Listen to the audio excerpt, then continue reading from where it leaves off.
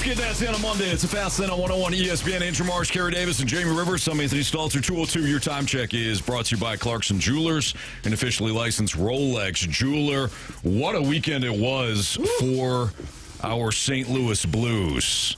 Lot to get to. Biggest takeaways from the NHL Draft weekend. And Jamie, I'm just going to throw the board up to you, man. Where do you want to take this thing? Two draft selections the Blues made. Yep. And they made two separate trades, one involving the other two draft picks that they had, and one that came on Saturday. Where would you like to go on this journey? Well, I guess we'll start with the obvious, is the move to get Mason McTavish. Mm-hmm. Some people, I can't even believe my eyes or ears. Some people talking about this, like I look on social media, which, by the way, I should never look on social media for opinions about players unless it's actually someone intelligent who's writing the tweet or the information. Because there's people on there like, it's a terrible trade. We just traded Kyrou for another Kyrou. You couldn't be any farther from the truth. Yeah. Mason McTavish was a third overall draft pick who played in the NHL immediately, his 9 games, and then he was force-fed into the NHL after that because Anaheim needed to get their young guys going. Yeah. His totals, I mean, he's 6'1", I think 220 pounds. You want to talk about a guy who goes to the dirty area? He is that guy. And I'm just looking through his stats for one thing, and then looking through just his style of play.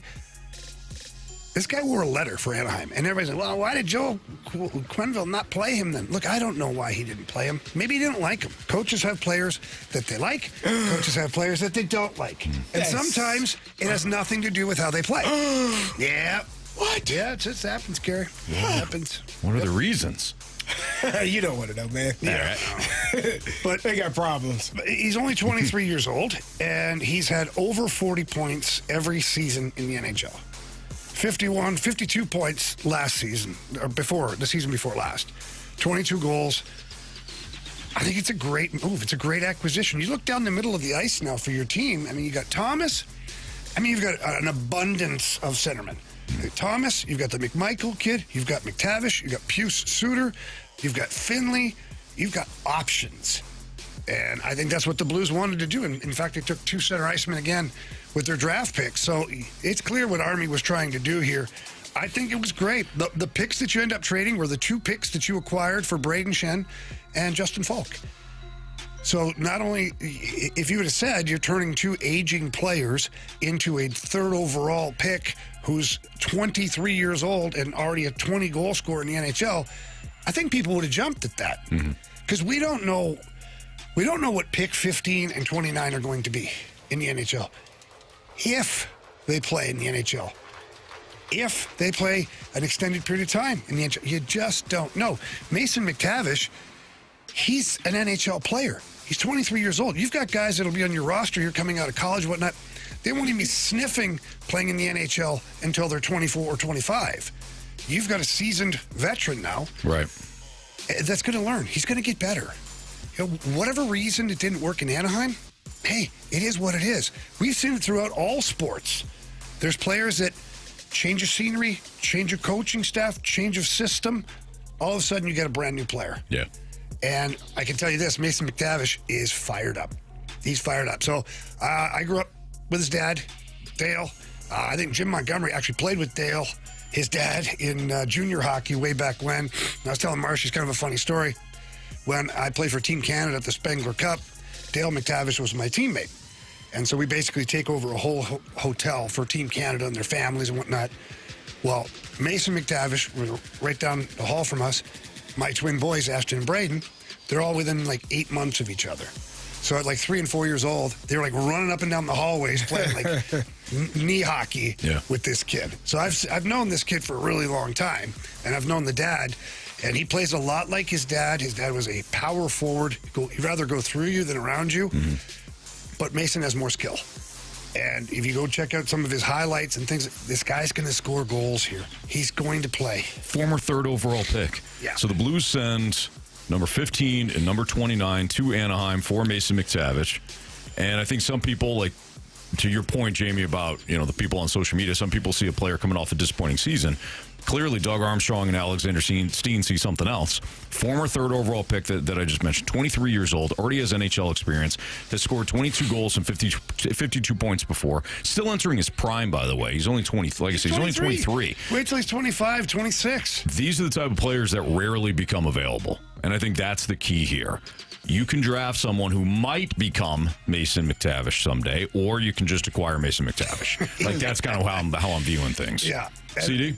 Go ahead. No, go ahead. 816 brings up something important. Just said his best years were under Greg Cronin, who was the head coach there, who is now an assistant coach here. Yeah. So Greg being here, that will help Mason McTavish get acclimated, and it'll also give him more opportunity in situations because Crow can turn to Monty and go, hey, the kid can do this. Sure. The kid can handle this. You talked about what the Blues did, during the draft, trade, drafting, center ice. Like they were targeting the center ice position.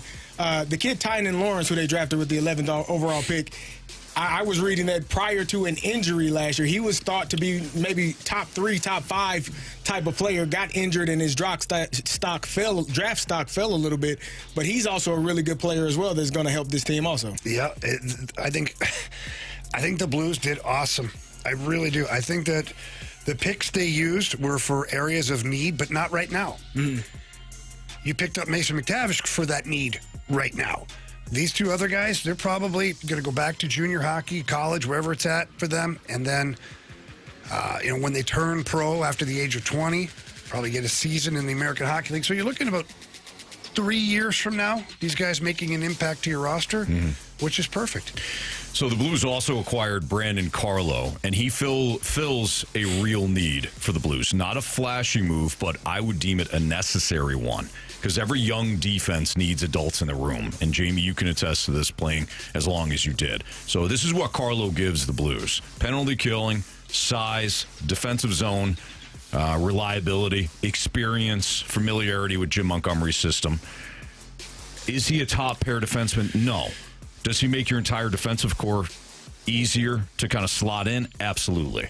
And if you notice what the Blues have done, Connor McMichael, Mason McTavish, Brandon Carlo.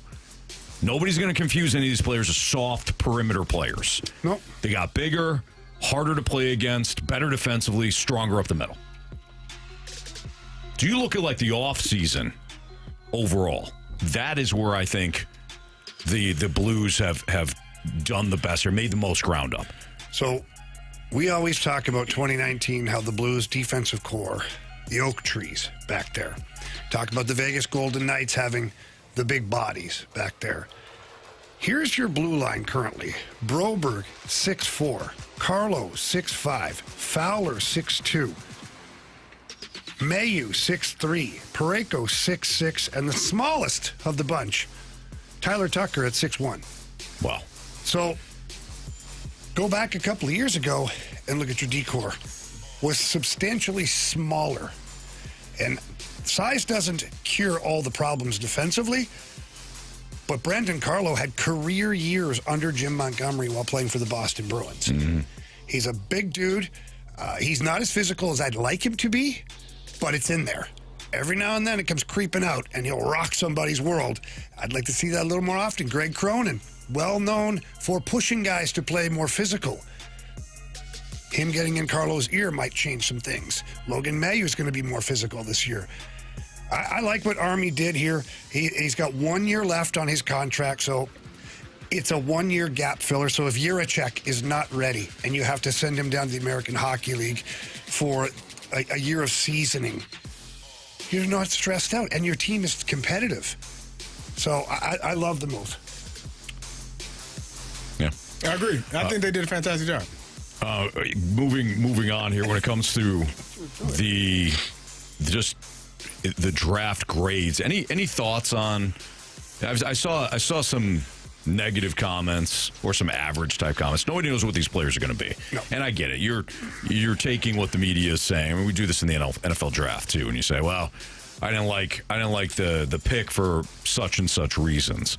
But when you did your research, Jamie, on the two players that they got, do you feel as though they could fill a need down the road? Yeah, I think down the road, just right now looking at what they are, I think their ceiling is a second line center. Now, they're still young. So a year from now, that might change.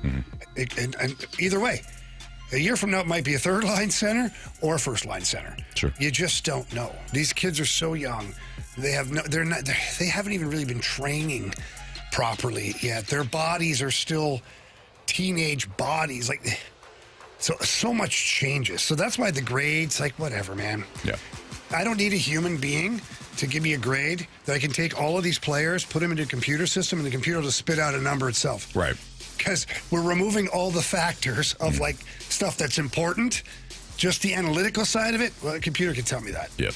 So anybody who's grading the draft, if a team like the Blues this year, with those first 2 round picks, or the 2 first round picks that they used, if they'd went and got right-handed shot defenseman, I'd be like, I don't know if you definitely Needed need that. No, Right. Yeah, but they didn't. Yeah. They went and filled a void with the center ice position with one player in particular. I think his ceiling's probably higher than being an 11th overall pick. More of our observations on what the Blues did over the weekend coming up throughout the course of the show. It's Fast Lane on 101 ESPN. Cardinals did salvage the series against Miami with 1 win yesterday. We'll get into the highs and lows of a series in which, though, they did lose. So highs and lows, Cardinals series against the Marlins next on 101 ESPN.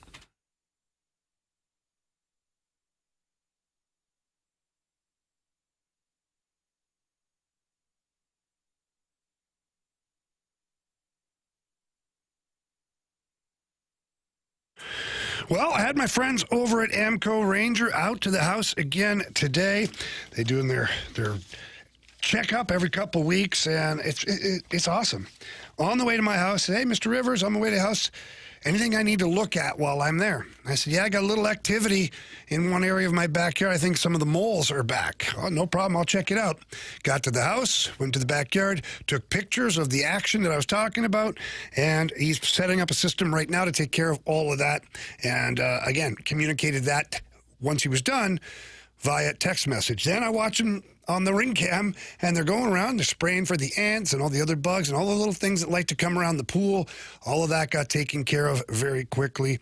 And they're the best in the business. I've had other companies, and they don't come close to Amco Ranger at all. And I suggest that you guys pick up the phone, give them a call, give them a chance. Customer satisfaction is huge for them. They service the entire St. Louis, St. Charles area. So you really have no excuse. So pick up that phone. Tell them Jamie Rivers sent you in. That number, 636-441-2847. Again, that's 636-441-2847. Or visit AmcoRanger.com.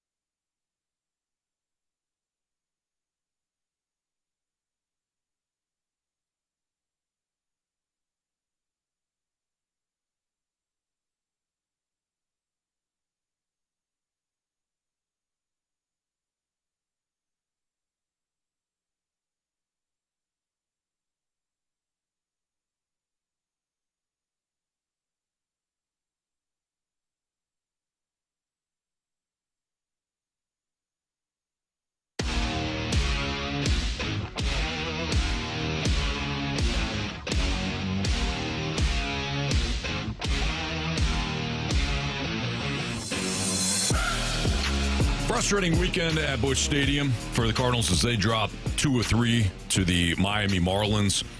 Offense, unfortunately, went completely silent. Through the first 2 games, as we do our highs and lows here in the Fast Lane on 101 ESPN, the biggest low, in my opinion, was the offense. What offense? 1 run, 4 losses in a row, no home runs since Wednesday, constant missed opportunities. And Saturday, to me, was kind of the perfect snapshot of things. Bases loaded, Jordan Walker at the plate, chance to completely rewrite the game script to that point. Then, strike 3. Mm-hmm. He goes strike 3. Then Mason Wynn singles, home run, double play, inning over. The Cardinals simply aren't getting the hit that changes the inning like they were for the majority of this season, the first 2.5 months of the season. Earlier in the season, somebody always delivered. Right now, unfortunately, nobody is, and that's how you drop 2 of 3 to the Marlins. Yeah, you're struggling. Alec Burleson had a rough weekend. I think Jordan Walker, he didn't play yesterday, but he didn't have a good Friday night. Got the 1 hit on Saturday, but I think it boils down. We have talked about the latter part of the lineup, 6, 7, 8, 9, and all those guys. But if 3 and 4 aren't hitting, good luck. And we've talked about that really for any lineup. Alec Burleson didn't have 1 hit in the entire series. He went 0 for 9, which you don't expect that from him. He's been playing outstanding. You always expect him to come through. Same thing for Jordan Walker. You expect both of those guys to be your mainstays in your lineup. But if they aren't, you talk about that situation with bases loaded, nobody out, and your main hitter is up and he strikes out, that's essentially what this team is going to be. And any team, for the most part, is going to rely on those 2, 3, 4, 5 hitters. And if those guys aren't having success, especially with this team, the 3 and 4 hitters, if they aren't having success, you're going to have some trouble. Mm-hmm. You look at their last chunk of games here. Let's start with the Arizona series. Obviously, one of those games didn't get played, but they win, score 3 runs. They lose, score 3 runs. Lose, score 4 runs, but 9 runs for Arizona in that one. But then they get 0 runs, 1 run, 2 runs. It's just not enough. It's just not enough compared to what you were putting out before. The last string of wins that they had was 6 games in a row was 5, 10, 6, 5, 7, 9. Yeah, they've hit a slump. Yeah. Offensively. Yep. And Carey, I think you make a great point when it comes to the key hitters for the Cardinals. That's the damage that needs to be created. You need to have that damage created among your first 5, 6 hitters. Correct. 7 through 9 has become a black hole too, unfortunately. 7 through 9. Yeah, this is in addition to what you're talking about, Carey, not a counter. Right. But spots 7, 8, and 9 on Saturday. 0 for 12, no base runners, 9 strikeouts, came almost entirely from the lower half of the lineup. Jimmy Crooks has now fallen to a 157 batting average. And when your lineup turns over and nothing happens, it puts enormous pressure on the top half to be perfect. That's not sustainable. And Carey, to your point, since they're slumping, it also leads to, again, you drop in series. You put more pressure on the 3, 4, and 5 hitters when, like you said, 6, 7, 8, 9. If those guys aren't performing, it all lands in the lap of Alec Burleson, Ivan Herrera, Jordan Walker. Yeah. And J.J. Weatherholt has done a really good job of. He had a little bit of a slump there at one point, but he gets right back on the horse and gets to riding again. But if those guys aren't performing, and the bottom of your lineup isn't performing, I think that's the answer. Yeah. There's no need to search or look around like what's going on. They're right here. Mm-hmm. This is it. You're not hitting, and you're not hitting with runners in scoring position, and you're not doing the damage. Like the game changes if it's bases loaded and you hit an RBI double, you score 2 or 3 runs there. Yeah. If Jordan Walker drives one into the gap, right? So now it's a vastly different game, but if you strike out and then you don't get 1 run across, that's just a wasted and missed opportunity, and you're probably going to end up losing that game in some way, some form, or fashion. If we are talking about the highs, the pitching really wasn't a problem over the weekend. Palante wasn't great. He allowed 5. He did spread that across 7 innings, but look, he did allow 5. So I'm not going to sit here and put lipstick on a pig. He didn't pitch well. But McGreevy gave up 0 runs. And McGreevy, if you look back, he was supposed to face the Diamondbacks on Thursday afternoon, right? Or no, Thursday night. He was supposed to face the Diamondbacks on Thursday night. The rain came, canceled that final. They postponed that final game. So now he's going to turn around, rip up the entire scouting report that he had on Thursday, and switch opponents overnight. He delivered 6 scoreless innings, 4 quality starts in McGreevy's last 5 outings, 2.25 ERA during that stretch. The velocity often gets attention from these pitchers, but the pitchability, the pitching IQ wins games. And while the Cardinals didn't win the game he pitched, he continues to be a quality starter. You also had Kyle Leahy pitched pretty well yesterday too, and the bullpen locked down that one run victory. Yeah. So the pitching overall over the weekend wasn't bad. In fact, for McGreevy, it was really good. Some of that bullpen, though, man, I'm telling you, it's just Swanson. Yeah, like Magic Graceffo and Magic Ragic had a tough go there, too. 4 runs scored between those 2 guys. Mm-hmm. It's not optimal. No, it's not ideal. Can't give those guys a pass, Anthony. Okay, yeah, that's fine. Sure. Whole weekend sucked. So the Cardinals, unfortunately, lose the drop 2 of 3 within that series. And now let's check the old standings here. Not you guys have it in great. front of you. Cardinals right now 7 games back of Milwaukee at 43 and 38. The wild card standings, they are now they got the 3rd wild card. Half a game ahead of the Padres and the Marlins. Yeah. You faced the Diamondbacks last week.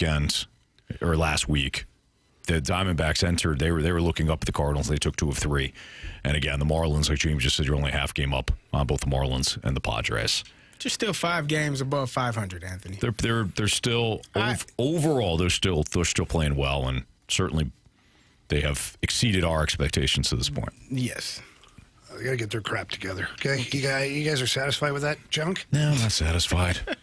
It's a big picture, and there's a micro. You lost 2 of 3 to teams below you. You lost 2 of 3 to another teams below you. Well, do you want good news? You're going to face teams that are above you. So they play to the level of their competition. Let's hope. You know what I mean? Next 6 games, or more than that. Oh my God! Oh yeah, this is a gauntlet. This is a gauntlet to end the season. You hadn't looked at it yet. The first half. 11, 14 games in a row here. Wow. 3 at Atlanta starting tomorrow night. 3 at Wrigley. You come home to face the Brewers for 5 games. 5. And then host Atlanta for 3 before the first part of the season wraps up. First half of the season wraps up. Good, clean fun. Is man. this? We always talk about the most important part of this is kind of got to be it. Most important Where part else of in the the season? schedule are you playing against this level of team that consecutively for 12 games in a row? See what they got the second half of that Brewers for 5. That could. I mean, that's a. You could be in first place by the end of it, huh? I know that's what exactly you were what I was thinking. thinking, Yeah, I know Carey. it. It is. You do in the second half host Philadelphia for 3, back at Wrigley for 3, in Cincinnati for 5, 1, 2, 3, 4, 5, and then at Philly. It's a good Cincinnati, stretch. though, is not Atlanta, Milwaukee. No, you're right. This is tough. They do host the Cubs for 4. They're in Toronto for 3, at Yankee Stadium for 3. But this one, you're right, Jamie. I don't think anything compares. Yeah, it should be fun. All right, it's Fast Lane on 101 ESPN. Should be fun for John Mozeliak, too. He's got a new job. Oh, man. New job. I thought that was new role. I thought that was a hack when I saw that. No, sir. Are you shocked to see John Mozeliak back in Major League Baseball? We'll talk about it next on 101 ESPN.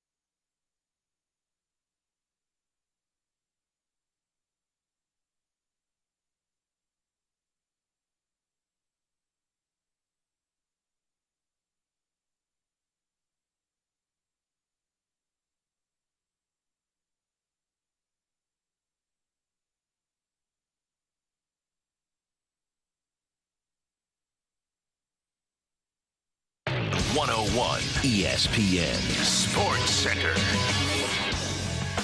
I'm Andrew Marsh. It's time for a Sports Center update brought to you by Saliga Heating and Cooling. We just got done talking about your St. Louis Cardinals. They lose 2 of 3 to the Marlins this weekend. They'll take on Atlanta tomorrow with Matthew Liberatore on the mound. First pitch is at 6:15. The Blues on Friday night took Tynan Lawrence, 11th overall, and at 16, Maddox Dejanay. They also traded for Mason McTavish and Brandon Carlo. We'll continue to talk about your Blues and your Cardinals throughout the show. But coming up next, we're going to dive into John Mozeliak and his new role with the Angels. I'm Andrew Marsh, and the Sports Center update is brought to you by Saliga Heating and Cooling, a Daikin heating and air conditioning dealer.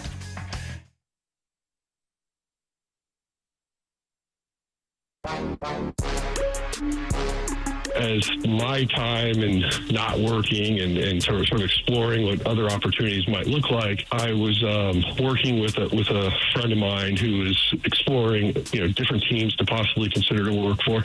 I wasn't looking to be like a special assistant for someone. I really wanted to do something where I could make an impact. And as this Angel opportunity started to come about, it's really about 3-4 weeks ago at most. It started to grow. Like the scope of the work, scope of the job was growing, and it just I got really excited about it. And I think it's a really neat opportunity so far. I mean, I haven't been here very long, 3 days, but the people I've met, they remind me a lot about the people that work for the Cardinals. They're passionate, they care about the brand, they want it to be great, and it just seems like a good fit.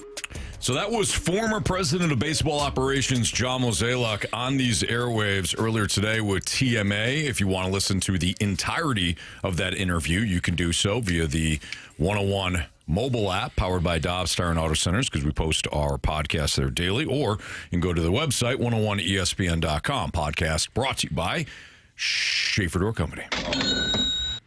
So John Mozeliak is back. He's back running another organization, the Angels. Yeah. Of Los Angeles, Anaheim, California, of San Jose. This, to me, is not about trades or signings. Like, we're going to take it that way. I think a lot of people are going to be, oh, good luck to the Angels. I even made a crack in our fast lane text chain. I'm like, oh, well, good. Angels don't develop pitching either, so he'll be great. Oh, wow. Come on, Anthony. It was a cheap shot. It really was. You acknowledge it. I acknowledge it. But this isn't about that. To me, this is about an organization that is looking for stability. Yeah. And say what you want about Mo. He's got a blank load of experience making sure that an organization is run professionally. Wheels fell off here over time. Mm-hmm. But if you listen to him, he sounds excited. He said he was excited. But he sounds it. And we all know you get a new opportunity. You might think, well, I don't know if I want to keep doing this. New opportunity comes along, it reignites you, and I think that's what's going to happen here with the Angels. I have no idea if he's going to make a positive impact on that front office. But the Angels are clearly looking for some stability. And I think they found it, albeit on an interim basis. Yeah, look, the Angels have been erratic. Let's just be honest. Go back to however long, even when they signed Albert Pujols. Like, they put a boatload of money into Albert, they got Mike Trout, but then they didn't have any pitching. They're very, I don't know what the word is to describe it, but erratic is the one word that comes to mind. They're just like, over here, then over here, then over They're rudderless. Exactly. Yeah. And I think, if nothing else, John Mozeliak will offer some of that calmness to this and just kind of, whoa. Before we make all these crazy moves or signings or trades, let's just sit back. Because as much as we don't like that about John Mozeliak, a franchise that is in turmoil needs that. Mm. I don't know what he's going to do ultimately with the Angels or how long he's going to stay. I have no idea. He has a very good resume, and listening to people talk about it today from a national perspective, people seem to endorse it. Mike Trout himself endorses it, said that He has not talked to John Mozeliak yet, but seeing what he was able to do with the Cardinals for so many years, he's excited to see what the vision is. Sure. So we'll see. And you might get the best version of Mo. I mean, there are probably, when you go through a job and held that job for as long as he did, I'm sure that there are things that he looks back and says, man, if I get another chance, I would do this differently, or I would do this. So all of it is experience. You take from what you've learned, you keep some of the good, you remove some of the bad, and you hope that your next stop is a better opportunity, a better place than what it was, that you were before. And I'm sure there's also a competitive level in anyone in these fields, whether it's high-level business, whether it's athletics. Like, you have a competitive spirit. So I'm sure that there are some juices flowing in him to say, you know what I'd love to do? I'd love to make it to a World Series before the Cardinals do. Or I hope they keep winning. I hope we do, and I hope we are on a collision course for a World Series opportunity against one another. Because that's what being competitive and wanting to be great and be really, be good, but also be great in your sport or in your job or your profession, that's what comes with that. Like, it is a bit of a little arrogance, a little cockiness, a little, I want to show the city, you're competitive. Yeah. I want to show everyone that I do a good job. I do know what I'm doing. And what better way to do that than take this franchise, which, I mean, they've struggled. They have one of the greatest players to ever play the game that cannot find a way to get to the playoffs or get to the World Series. So if you can turn it around with them, I'm sure that would be one of the highlights of his career. I'll start here first. Look, during the final years in St. Louis, and you can go back, 5 years before he left. Many Cardinals fans, including us, were ready for Mo to leave. No. Criticism became loud. Cardinals had slipped. Farm system wasn't producing stars. Farm system wasn't producing much, in fact. Way behind. We were way behind the rest of Major League Baseball, and he's in charge. Along with the DeWitts, he's in charge. So the blame starts there. Roster construction issues. Fans wanted fresh leadership. All of it was fair. But here's the thing. If you look back at the Cardinals under Mo, 15 consecutive winning seasons, a World Series, 10 playoff appearances, consistently competitive. And when you compare that to what the Angels have had, which is 11 straight losing seasons, no playoff appearances since 2014, constant managerial changes, roster turnover, front office turnover, prospects that have been rushed to the majors, failed free agent signings, absolute chaos. And then you suddenly say, okay, Mo makes a lot of sense for them. He wouldn't be a fit for everybody, but I do think he's a fit for L.A., so I think this is a good hiring. Mo did it. Both things can be true. Mo needed to go. We needed a new voice, new vision, new everything here in St. Louis. And the Angels need stability. Yeah. And that's what he brings to them. So I think it's a good fit for both sides, especially if the Angels are looking for somebody that could be a culture builder. Yeah. I don't know if he necessarily was a culture builder here, so to speak. I think the culture was already here, and he just kind of maintained it up until he didn't. But I do think he knows what a good culture looks like. Well, we do know that Mo does not like to have high-priced players on his team, so maybe he'll do the Cardinals a favor and trade Mike Trout here. That'd be nice, and eat half the salary. That last part would probably be better. Trade him here? Yeah. Oh, you don't want him? No, I'm just wondering. And eat. Did you hear the last part? Half and of the eat salary? the salary. Yeah. Sign me up. Well, because the way Mo would look at that, he's only paying half the price at that point. Yeah, good call. Yeah. Jamie, you spun that in a really good direction, man. Do it, Mo. Come on. Do it. If you really love the Cardinals, Mo. Show us how much. Show us how much. Yeah, Angels, you owe us one. Yeah. Remember that time? You took Pujols from us? Mm-hmm. You owe us Trout. Right. He took Pujols and had most of his down years. Huh? Come on, man. So the final year here, he's great. You got to be quiet. Oh, my bad. They can remember that, and then they're not going to let Trout go. Okay. Yeah. All right, fair enough. Or they might say he's on his backside of his career, so you can have him now, too. Since you word it like that, Mo's going to keep him. Yeah. You ruined it for us, CD. You ruined it. Mo likes those guys. Hey, this Wednesday. No? Yeah. I think it's fair, Jamie. This Wednesday, you could join us, the Fast Lane, with Michelob Ultra at Ballpark Village for the U.S. men's soccer team match in the round of 32. They're taking on Bosnia, and we'll be there at Ballpark Village ahead of the 7 o'clock. What is it? First drop? First kick? Yeah. Tip off.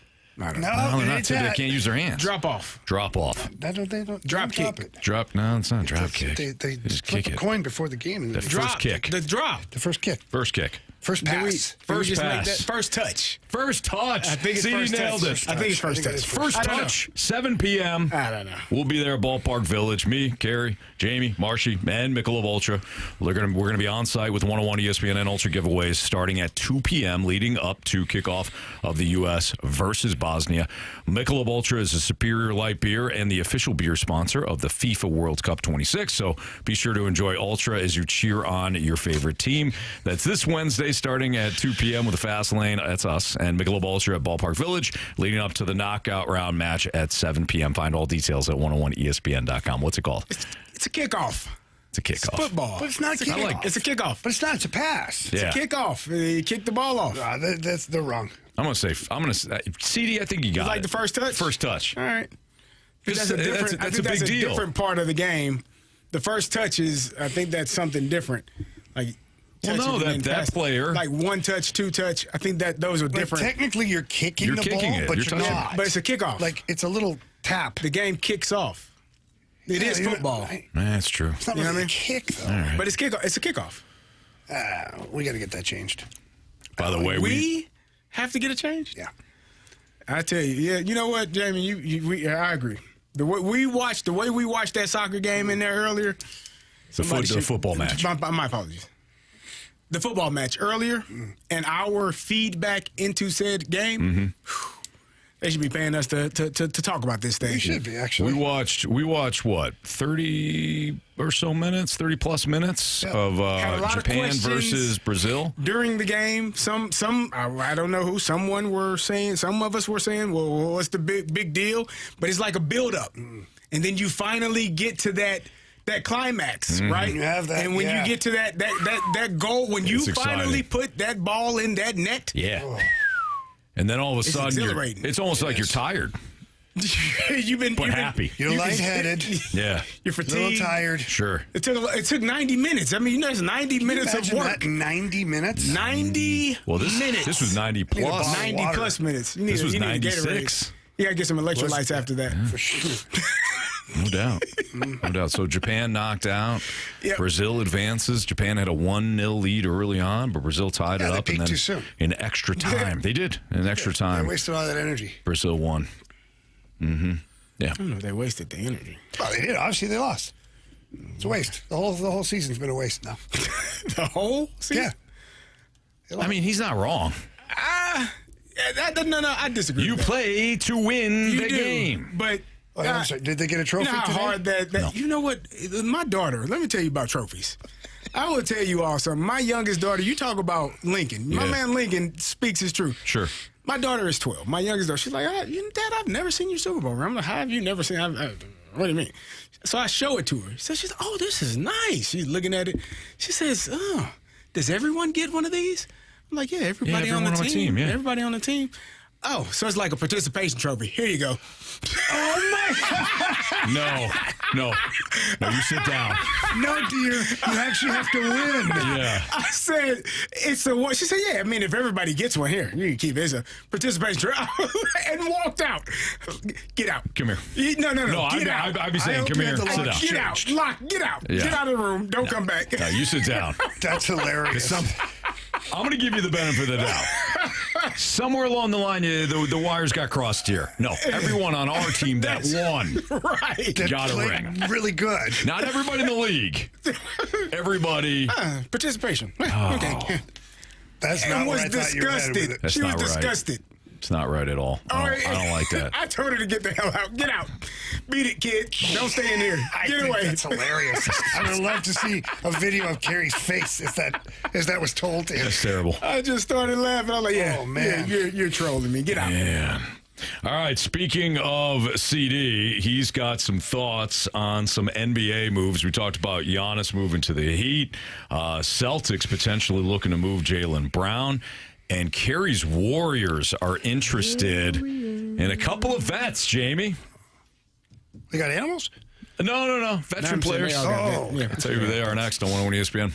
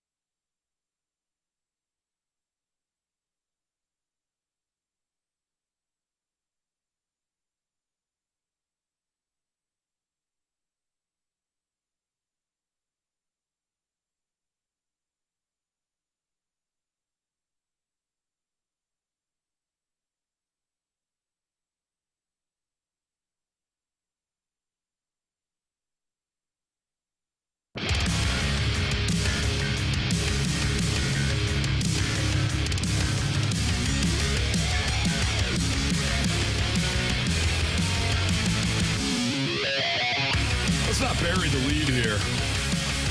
Sources tell Anthony Stalter at ESPN.com. Every time I see that, I think it says Anthony Stalter. Yeah, I got to do a double is check. Doing this thing. Yeah, look at him. Covering the NBA. Guy. Covering the NBA for ESPN.com and the world of football for 101 ESPN. Warriors eye LeBron. AD moves as Green declines option. So the Warriors are planning to pursue LeBron James in free agency and Anthony Davis via trade this week, according to ESPN.com. This comes after Draymond Green declined his $27.6 million player option on Monday morning. Carey, these are your Warriors. I mean, how excited are you to watch the Warriors get bounced in the first round? Oh, no. I think if they are, one of the things that they've needed for a number of years is a big that can move and can play both ends of the court, and a talented big, a guy that can stretch the floor.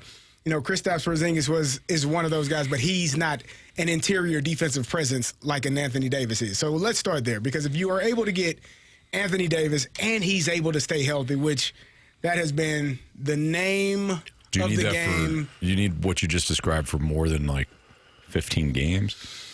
I only need it for about 20 games in the playoffs, if we're going to be honest. Give me about 45 games in the regular season, if that's all you can muster up. And, you know, we'll figure it out. Preferably the latter part of the season, and then 25, 30 games in the playoffs, we're good.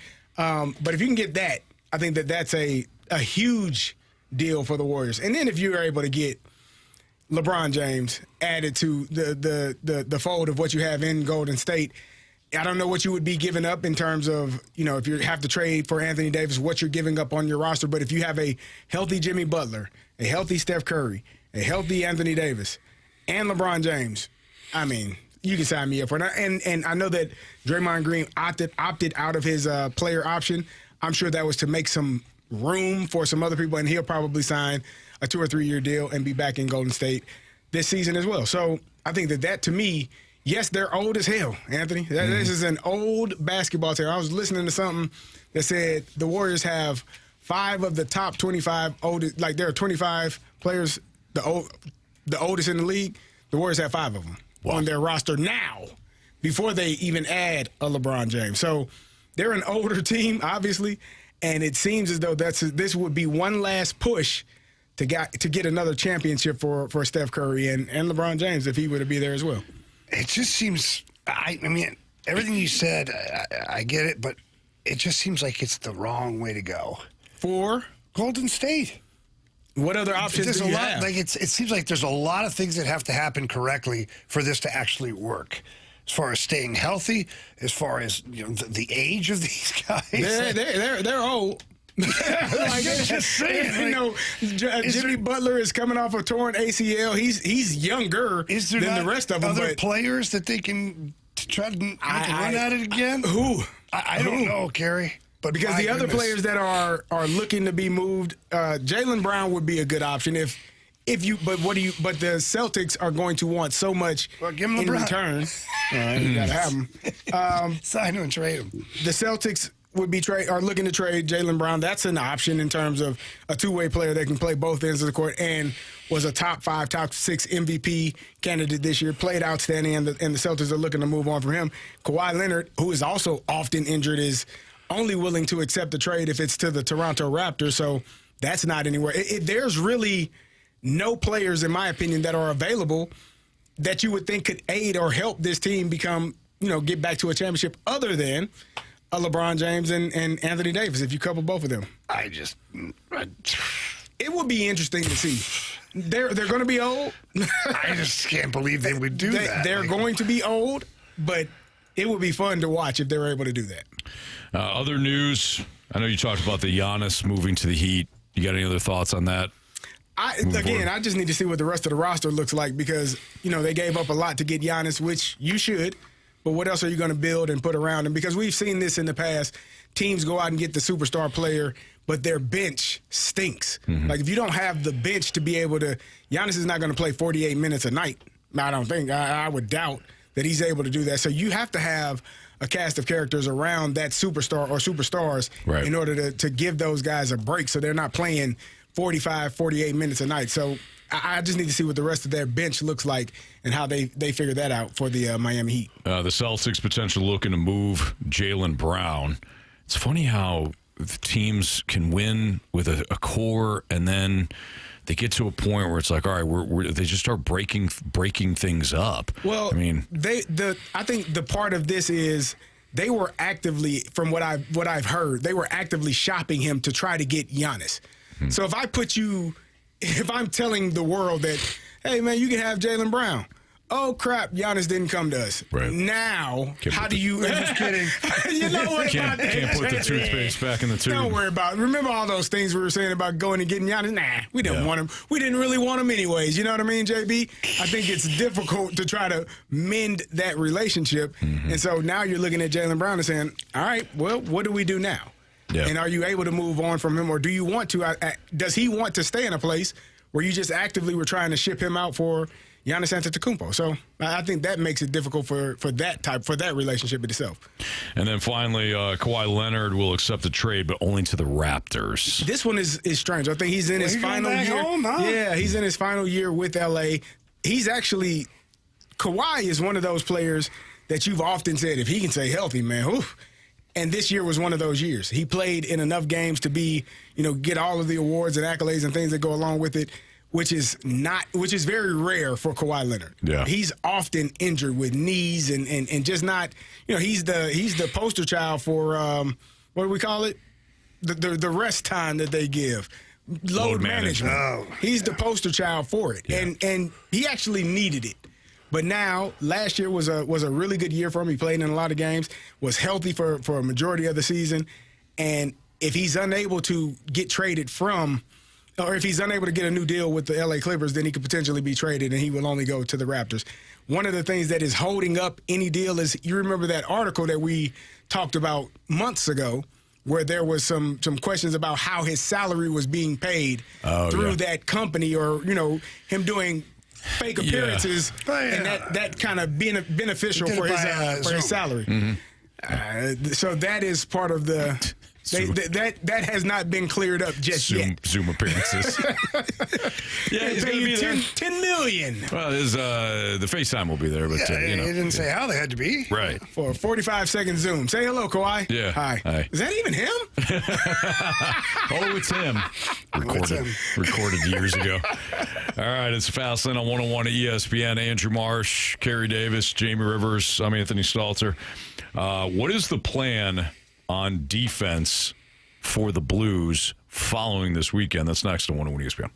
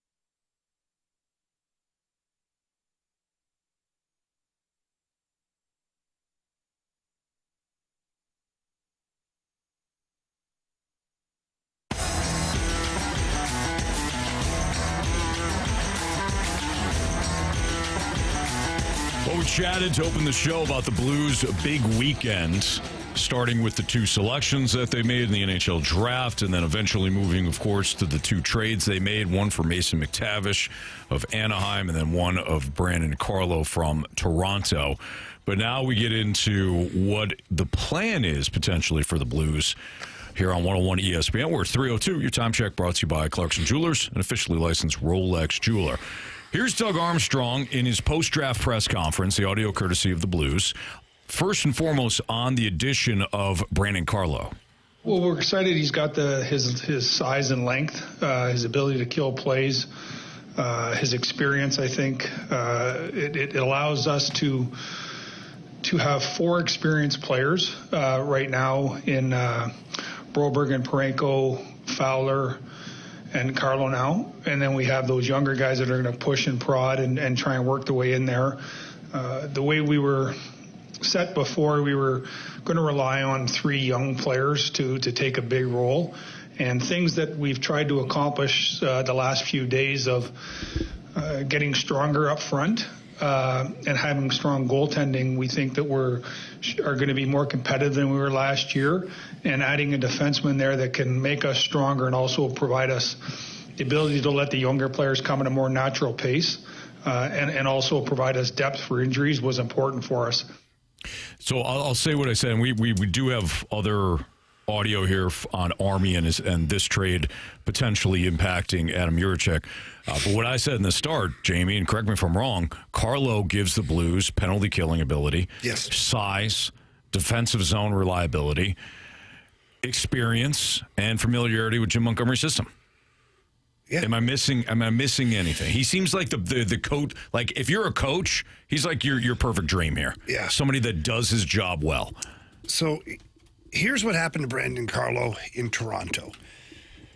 When he was with the Bruins, he was kind of in the background, like that second pair of defensemen. You know, a lot of the focus, Torrey Krug when he was there, then Charlie McAvoy, and Brandon Carlo was this nice accent piece.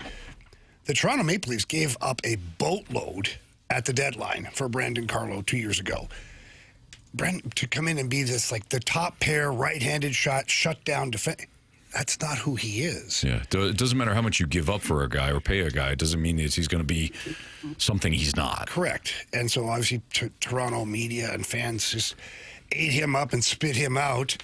And so then Army comes in with 2 third-round picks and picks up Brandon Carlo. And, you know, his numbers offensively, you know, they don't jump off the page at you. And plus minus, it is what it is, okay? But he has never been a minus player in his 9-year career in the NHL. He's never been a minus player. That, to me, says something, at least. And in Toronto, they did not have a good team there. Now, you could say, hey, he had some really good teams in Boston. He did. But he was plus 44, plus 23, plus 22.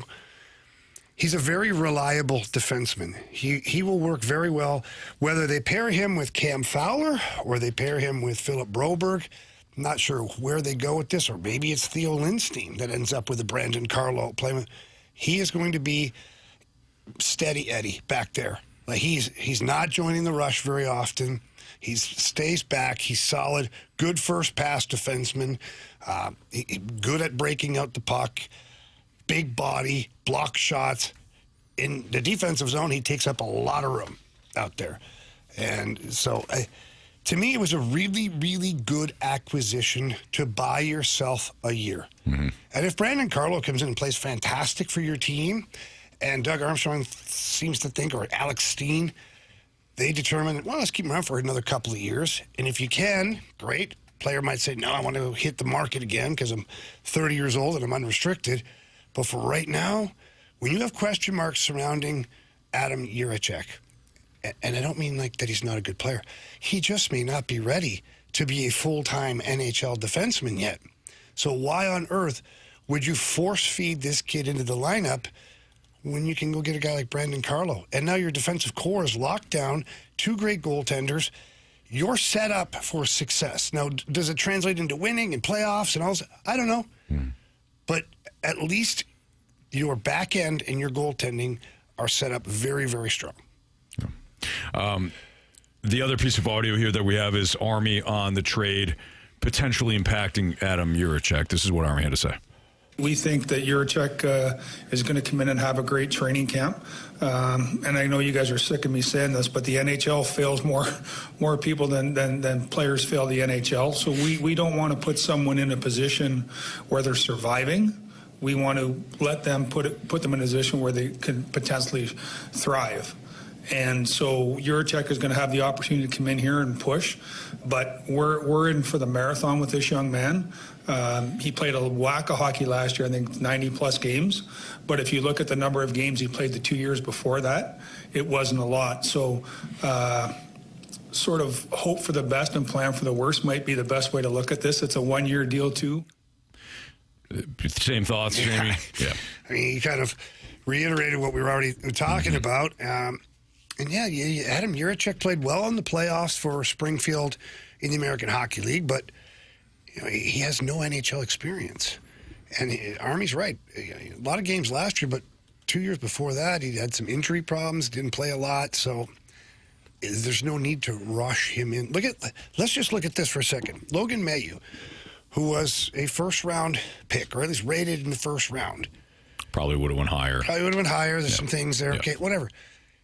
How did it go for the first half of the season for him last year? Not well. Not great. Well. Yeah. Why did you have to do it? Because you didn't have anybody else. Mm-hmm. Nobody else was ready. So you had to go back to the Logan Mailloux experience. Then he started playing better. Right? So why would you do that to Juracek? Right. Let him marinate in the American Hockey League for the first half of the year. Maybe if there's an injury, he gets a cup of coffee, 2, 3, 4, 5 game stint, back down the American League, bring him back up again, send him back down. Why not do that? Because you can. Mm-hmm. Rather than just be, I hope he swims. Yeah. Here you go, kid, deep end. You're going to be great, kid. Yeah. Is Logan Mailloux going to be that first pair defenseman? I know he did that a lot towards the end of the year last year. Is he the first pair, and do you put maybe Carlo and Parayko together? Or how does that whole setup work out for those three? I mean, obviously that's a Montgomery decision. I don't. How do you think it would? What do you think would be the best? For me, if I was coaching, Logan Mailloux would not be in the top pair. Okay, why? Because he's still not ready. Okay. We saw glimpses of great stuff, but the second half of the season, but also there was nothing on the line. Army talked about playing with house money. Right. All stuff. To me, he's competing right now with Brandon Carlo for that right-handed slot on the second pair. Got you. And if he can't beat him out, then he's still going to play third pair, but he'll play extra. He'll get good minutes in the game. Carlo's not a power play guy. We saw Mailloux get an opportunity to play some power play at the end of the season, so maybe he's 15 to 18 minutes a game, somewhere in there. Mm-hmm. That's just fine. Right. On a competitive team with a roster this deep on defense, 15 to 18 minutes is plenty. Gotcha. And I don't see Carlo. I don't see him and Parayko playing together. They're both right-handed shots. Okay. So you just don't have to do that. All right. So, Jamie, for those that haven't heard yet, what do you have for the defensive pairings heading into next season? I would go right back to the Broberg-Parayko experiment, and I'd have Fowler with Brandon Carlo and Lindstein with Logan Mailloux. Yeah. And again, 23 and 25. So Carlo and Mailloux are interchangeable in those roles. So maybe Monty sees a more calming effect from Brendan Carlo playing with Lindstein, kind of like Parayko was for him, because Mailloux likes to jump into that rush a little bit more. He gets a little more aggressive.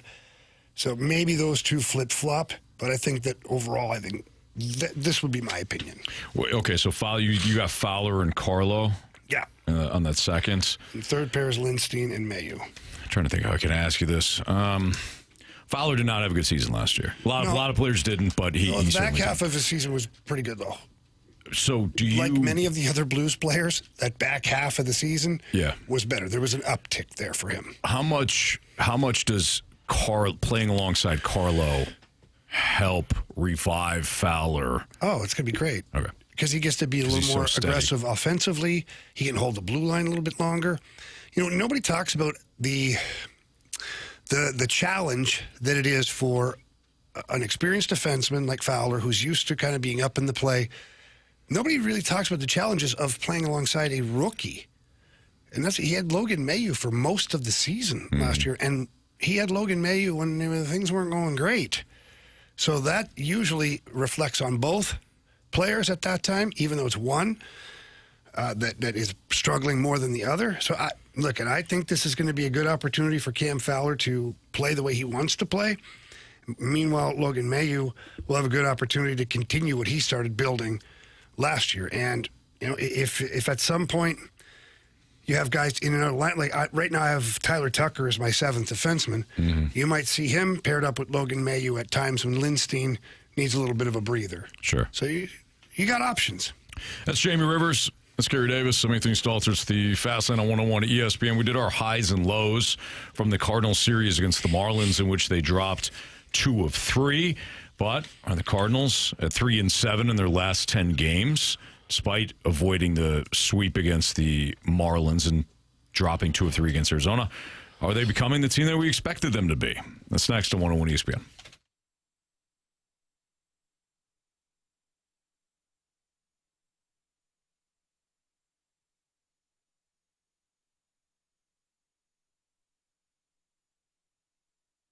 All right, not a whole lot of time left here as July 4th, right around the corner. So get onto your Circa Sports app or download it. Get to the App Store, download the white Circa Sports logo, and when you sign up, you put in $250. Why is that important? Because Circa Sports is celebrating America turning 250 this year. So once you sign up and put in your $250, once you play through that, Circa Sports is going to put $250 back into your account. It really is an amazing deal. And then you have some fun. The money lines are active all day long, every day. They've got the best odds of any app that is out there on the market. You've got player props, so many different player props. You got your parlays. Just a lot of fun using the Circa Sports betting app. It is sports betting the way it should be, but you do have to download that app, sign up, and put in your $250. And while you're doing that, have a great time. You can also visit circasports.com for more information. Again, that's circasports.com. Must be 21 or older in Missouri. Gambling problem? Call 1-800-GAMBLER.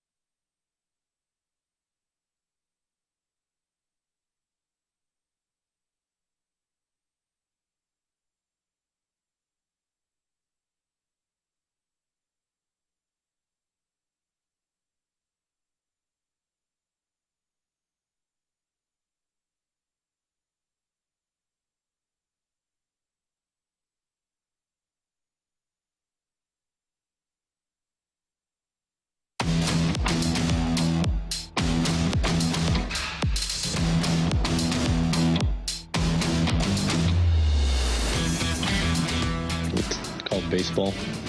You're going to go through stretches where your big boys don't feel great, and they're still going to battle and give you everything they've got, and there's going to be stretches where they can't get out and they scorch everything thrown. So right now we're in a spot where we're having to claw for every run, and at some point we'll get out of it and be fine. But I don't think it's so much approach driven as much as just we weren't able to get that key hit when we had an opportunity tonight. That was Ollie Marmol post-game on Saturday, audio courtesy of KMOV. It's a Fast Lane on 101 at ESPN. Carey Davis, Jamie Rivers, Anthony Stalter. So are the Cardinals becoming the team that we expected them to be? They've lost 7 of their last 10. They avoided the sweep against the Marlins, but still dropped 2 of 3. Same thing with Arizona. They dropped 2 of 3 because they didn't play the 4th game. Do you guys view this as just a slump and they could battle back and battle out of it, or are we starting to see the deeper that we get into the season? Well, you know what? They're kind of the team that we expected, which is a team that was not going to be a playoff team.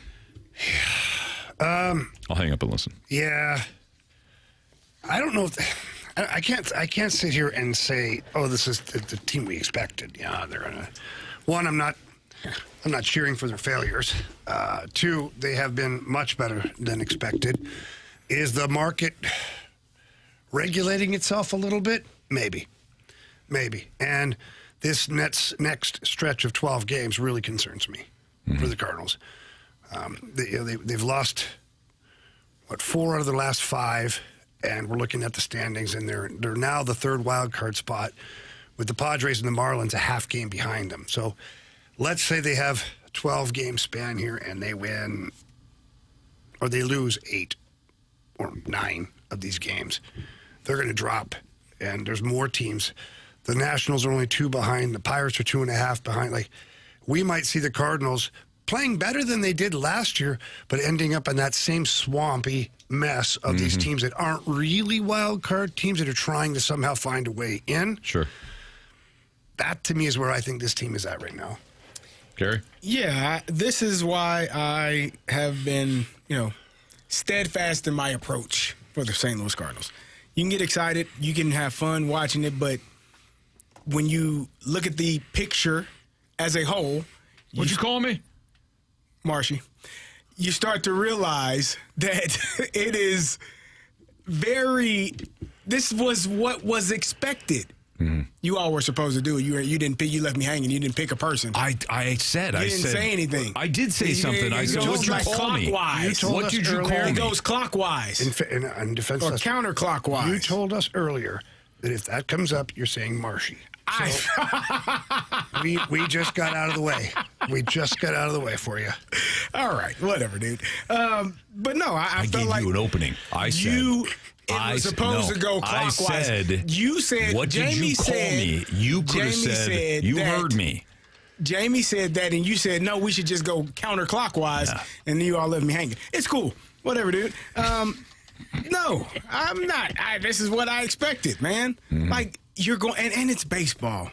Like, if we come in every single day with the highs and lows, like, I probably wouldn't be a good baseball player. Because it's so much failure associated with it that psychologically I might be down in the dumps. Like, if you fail 70% of the time, you are a future Hall of Famer. Right. Means you only succeeded 30% of the time. You've done well, son. Mm-hmm. That doesn't feel great, but that's what that is. And so I just don't feel like this team is – I'm not going to ride the wave. I expect this team to compete, as they have in pretty much every game. They've struggled in 2 of the 3 games. In the last series, it wasn't outstanding, but they finished it with a win at home. And now you get to go on the road to Atlanta to test yourself again, to see exactly where you are. Can the pitching continue to do well? Can the hitting pick up where they were unable to pick up in situations that they were unable to in the last series? Mm-hmm. But it's a day by day, week by week thing that if you're looking at every single game or every single series and trying to decipher whether or not this team is good, I think that's when you end up losing your mind. Yeah, it feels like a sprint because we're paying attention to it so much, being mostly a baseball town. But it is a marathon. It's 162 games. my expectations coming into the year that this was going to be a rough season. I didn't see them 5 games above 500 on June 29th. I don't know what I would have had them at, but certainly wouldn't be above 500. Not 5 games. Not 5 games. So am I have just enjoyed the ride thus far. If I'm looking at it practically, what is the number one thing that great teams seem to have? Pitching. You taught me that. Thank you, Carey. Pitching, 19th. 3 years ago. I know you like ERA, so we'll just stick with the ERA. Won't get into the fancy numbers. I appreciate it. They're 19th in ERA. Not terrible, not great though. Below average when it comes to their pitching, and that's overall. I didn't specify starters or relievers. That's just the staff. Mm-hmm. Offense, they're tied for 10th in WRC plus at 102. Offensively, they've been pretty good. Pitching wise, they've been below average. Defensively, depending on what metric you look at, they're either in the top 5 or just out of the top 5 defensively. Pitching and defense, they have gotten to this point because their defense has saved runs. They've gotten some really clutch hitting in key moments. They've had this we're not out of any game attitude, and they have been able to overcome their pitching staff. So if you just forget the expectations for a second, you just look at this team based on those things, and then you look at the record, you say, oh, okay, cool, yeah, that's about right. We get a text from the 636 and says Atlanta is going through a stretch similar to the Cardinals, which they are. They are 4-12 in their last 16 games. Mm-hmm. Do you think that Atlanta is a playoff team? Yes. So even good teams go through stretches where you're not performing well, whether it's because of the pitching, because of the hitting, whatever the case may be. Even really good, it's baseball. Yeah. It's a long-ass season. It is the longest season of all the 4 major sports. 162 of these things. Mm-hmm. Like, you're going to have stretches where you just don't perform at the highest level that you need to perform at. Now, I don't think that means that the team is going to be bad or that the team is, you're terrible now. Right. It's part of the season. It's a little, let me be nice here. It's a little emotional to watch a team or a player, because Jordan Walker, right? Jordan Walker's going through a bit of a funk right now. Mm-hmm. It's a bit emotional to watch the team perform well for 2+ months, and then they hit a slump where they've dropped 7 of 10, excuse me, and then say, Bob, this is exactly what I thought. Told you. It might be that. We might look at when we look back at the end of the year, we may say, well, you know what? They kind of performed exactly how we thought at the start of the year. It may still go that way. But it's had emotional to just say, well, it's all falling apart now. You don't know. This team, again, based on a lot of the numbers, kind of right where they should be. They're not pulling it. They're really not keeping pace because the pitching isn't good enough overall. But the offense and the defense has been good enough to keep them in the wild card mix. That's what they are. So if you just look at where they are right now on June 29th and not think about the expectations coming into the year, yeah, they should be about third in the wild card race. We got a text from the 618 says, raise your standards. 19th is terrible. Been trying to tell Anthony that for a while 19th is terrible. 30th is terrible. 19th. 29th is terrible. 28th is terrible. The 618 thinks 19th is terrible. He's got higher standards. And they're telling you to raise By your yours. standard, second is terrible then. You get it. You're starting to get it. First, you're last. The great poet from St. Louis, Cornell Haynes, once said, 2 is not a winner, and 3, nobody remembers. That's true. It's a great poet out of the U-City area of St. Louis. Yeah, no, he's right. Goes by Nelly. The one and only Nelly. Didn't he also say that, am number one. Yeah. Yeah, he was all about He's the same one. It's all that mattered, man. Yeah, that's true. Him and Ricky Bobby had that in common. You know what I mean? Yeah. He ain't first, you're One and the last. same. Yeah. Now, Ricky got confused, though, in that documentary. Well, Ricky got lied to. He got lied to. He didn't get confused. Yeah. He heard His what he dad got heard. confused. His dad lied to him. His eyes a kite. Yeah, he can be, he finished first, second, third, hell. But I like what he did, though. Even though he lied, he created a standard. He did. And Ricky Bobby lived up to that standard. He held on to that standard for as long as he could. Yep. He even rolled with Lived my whole life by that. Look at parents lie to their kids all the time. Look at Anthony's dad told him that the turtle was sick. You know? He did. See? He's a better man because of it. That's right. He saw what I needed in that moment. He passed that along. I about did. The blue heron. Yeah. Worked out for him. Didn't miss a beat.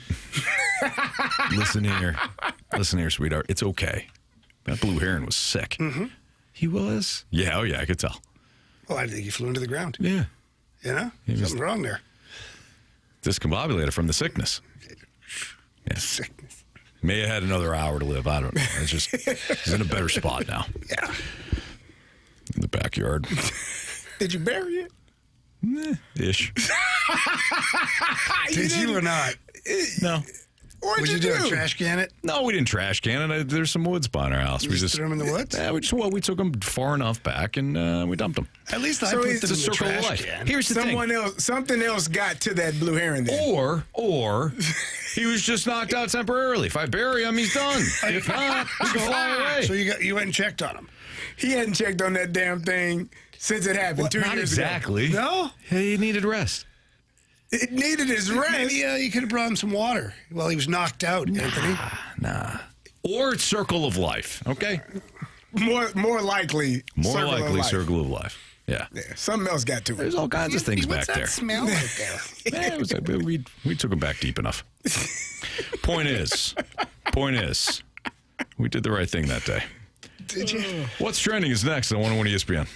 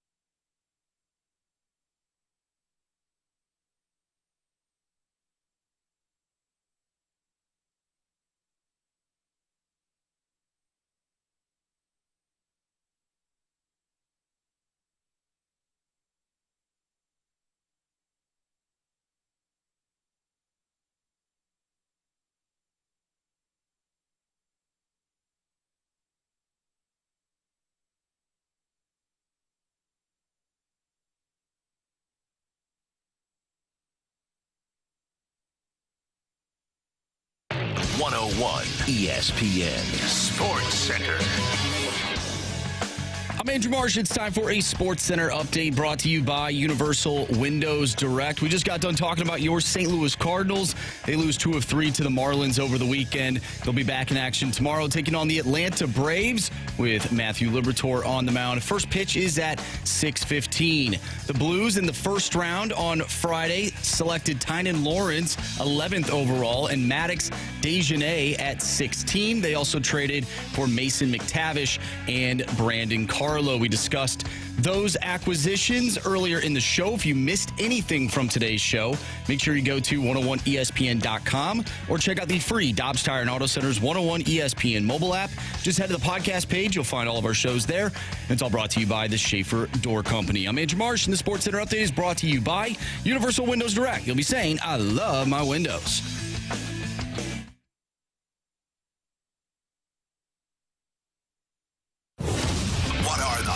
Topics in the sports world. What in the wide, wide world of sports is going on here? Here's what's trending. Welcome back to the Fast Lane here on 101 ESPN with Anthony Stalter, Jamie Rivers, and Carey Davis. I'm Andrew Marsh, and it's time for What's Trending. Gentlemen, some sad news that we learned today. I was actually watching a video earlier this morning. Carey brought it up before the show. Good Morning America, Michael Strahan was talking with Chris Johnson, and we learned today that he revealed that he has been diagnosed with ALS. He was diagnosed in 2025. Super sad story. Of course, he was an awesome running back with the Titans and the Cardinals. In 2009, rushed over 2,000 yards with the Titans. Just really sad news to see someone, one, just be diagnosed with ALS, but somebody who was just a freak athlete, too. Just really sad news today. It's devastating. It's devastating. He's 40 years old. For those that don't know about ALS is it's a nerve disease that, really just limits your ability to. It started for him where he couldn't even hold his daughter.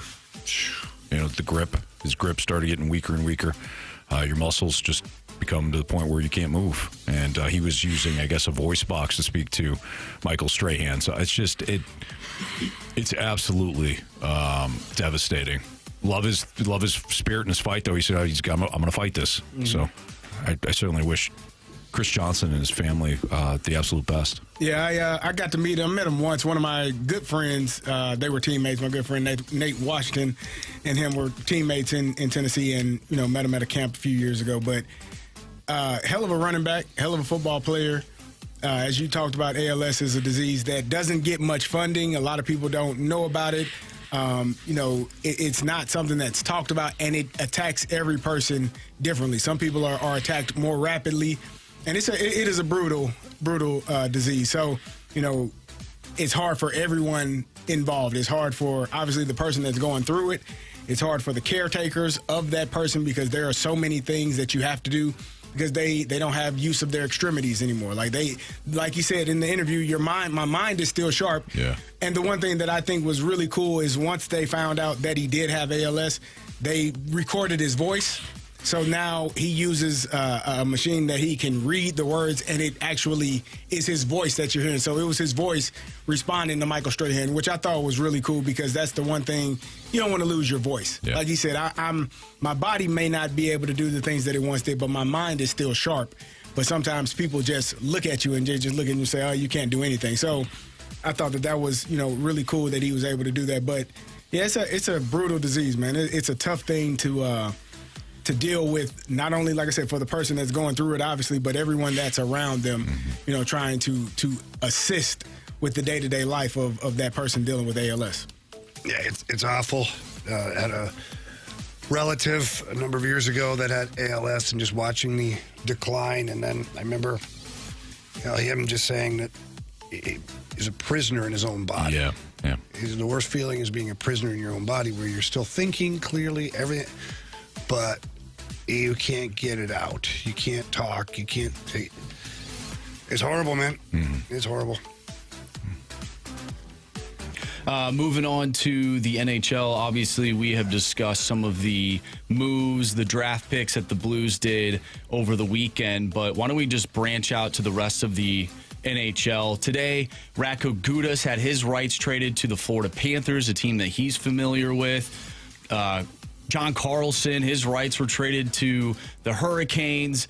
Peterka, who was traded to Utah, now he's a Boston Bruin. Just a ton of different moves around the NHL. What stood out to you, Jamie, about this weekend for the rest of the teams in the NHL? Yeah, just, man, a lot of smoke around the league, but not a lot of fire as far as some of the bigger names. Obviously, Brady Tkachuk getting moved prior to all of this stuff. That was a massive move for Ottawa and the Panthers, but then the Jason Robertson stuff, that's been interesting to say the least, which, by the way, I don't know if you guys knew this, but almost everything that was said about the Blues in that whole thing was not accurate.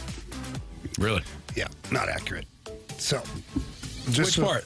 Well, at one point they said that the Blues were close for a trade with the Dallas Stars, but that Robertson didn't want to sign with the St. Louis Blues.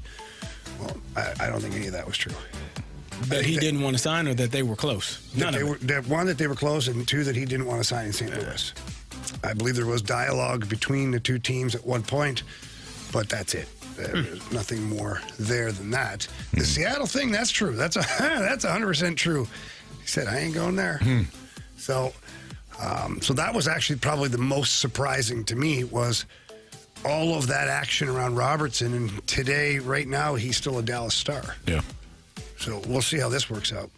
Now, some are saying that Jim Nill has not been able to get a favorable deal in place. And so tomorrow is the day where all of the RFAs have to get their qualifying offer. Maybe Jim Nill's play at this point is to welcome an offer sheet. And the offer sheet would then automatically give Dallas 4 first-round picks. Yeah. And there you go. Jason Robertson gets to pick the team he wants to go to, because otherwise he wouldn't sign the offer sheet. And Jim Nill, in return, gets 4 first-round picks. Yeah, there you go. Maybe that's the way it's going.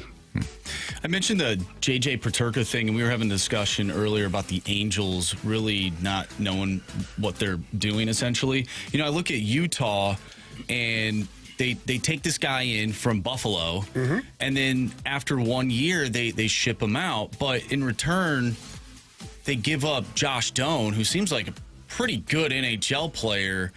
Like, what are you seeing there? Is this like a player problem, a fit problem in Utah?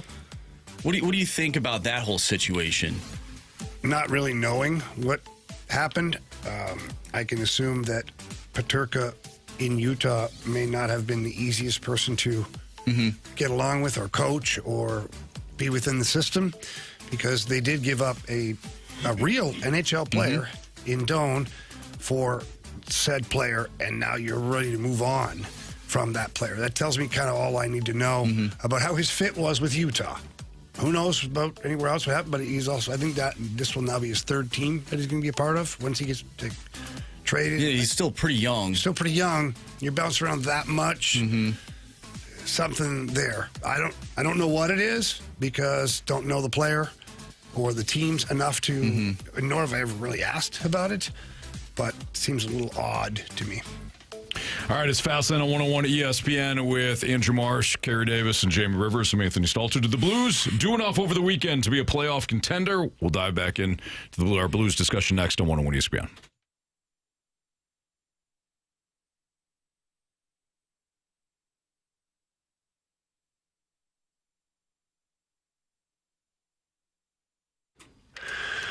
My friends over at Urban Chestnut, man, they just keep doing things the right way. Absolutely love all of their selections that they have currently, but the 2 that I'm going to highlight.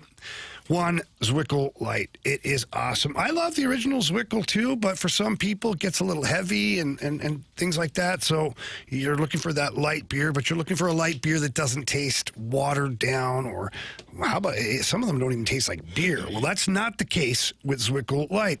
It's only got 95 calories, 3.7 carbs, but it is packed full of awesome beer flavor. That's the best way I can describe it. I absolutely love it. They've got them in cans and bottles as well. Nothing better than an ice-cold Zwickle Light.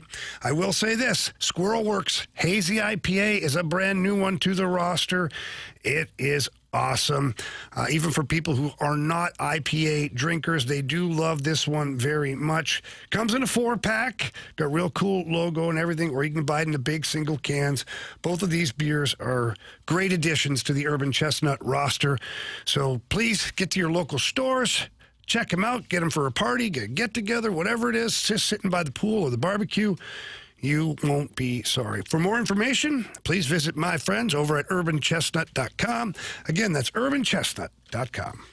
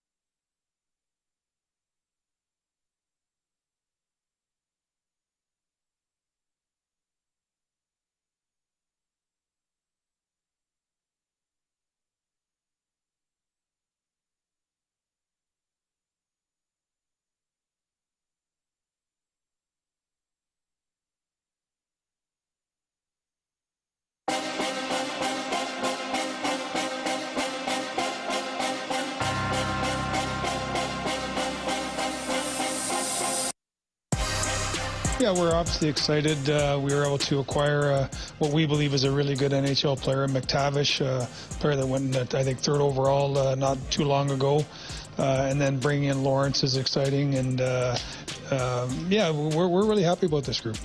That was Doug Armstrong in an interview with Chris Kerber, play-by-play man here on 101 ESPN after night 1 of the NHL Draft. It's the Fast Lane on 101 ESPN. We've talked in great length about the Blues' moves over the weekend, from making 2 selections on Friday night to acquiring McTavish from the Ducks in exchange for their other 2 picks, and then, of course, adding Brandon Carlo to the defensive mix on Saturday. Was it Saturday or Sunday? I think it was Saturday, where they added him via the trade market with Toronto. Thank you, Jamie. Jamie, did the Blues do enough for the weekend to become a playoff contender? Oh, yeah, order the rings. Well, we don't have to jump to that. What? No. Is he excited? Let him cook. All right. That's true. If you're not first, you're last. We already discussed this. Yeah. I don't want a participation ring like Carey's got. Right, exactly. For those who don't know, Carey shared the story about his youngest daughter. She's what, 6, 7? No. She's 12. She's 12. Oh, she's 12. Yeah. It's even better. And That stings. rude as all get out when she wants to be. Lovely young lad. Lovely young lady. Yeah, she looked at Carey and said, called his Super Bowl ring a participation Did trophy. everybody get one of these? Yeah, everybody my on the team. team? So it's a participation trophy. Oh, man. I know. Get out, kid. Beat it. Yeah. Jamie. So here's where I'll go with the Blues right now. They've yet to play one period of hockey. So who knows? Does the roster today is better than what the roster was to end last season. Mm-hmm. Now, we saw last year, Blues fans thought that roster at the start of the season was going to be a playoff team. You had guys underperform. There were injuries. There was all sorts of things that happened.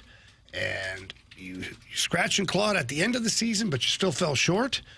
So I don't think there's ever a time, unless you have a team with just endless amounts of talent, where you can look at that and go, a guaranteed playoff team. Like, the NHL's pretty tight now. Like, I look at the Florida Panthers right now. In my brain, I go, I guarantee that's a playoff team. Yeah.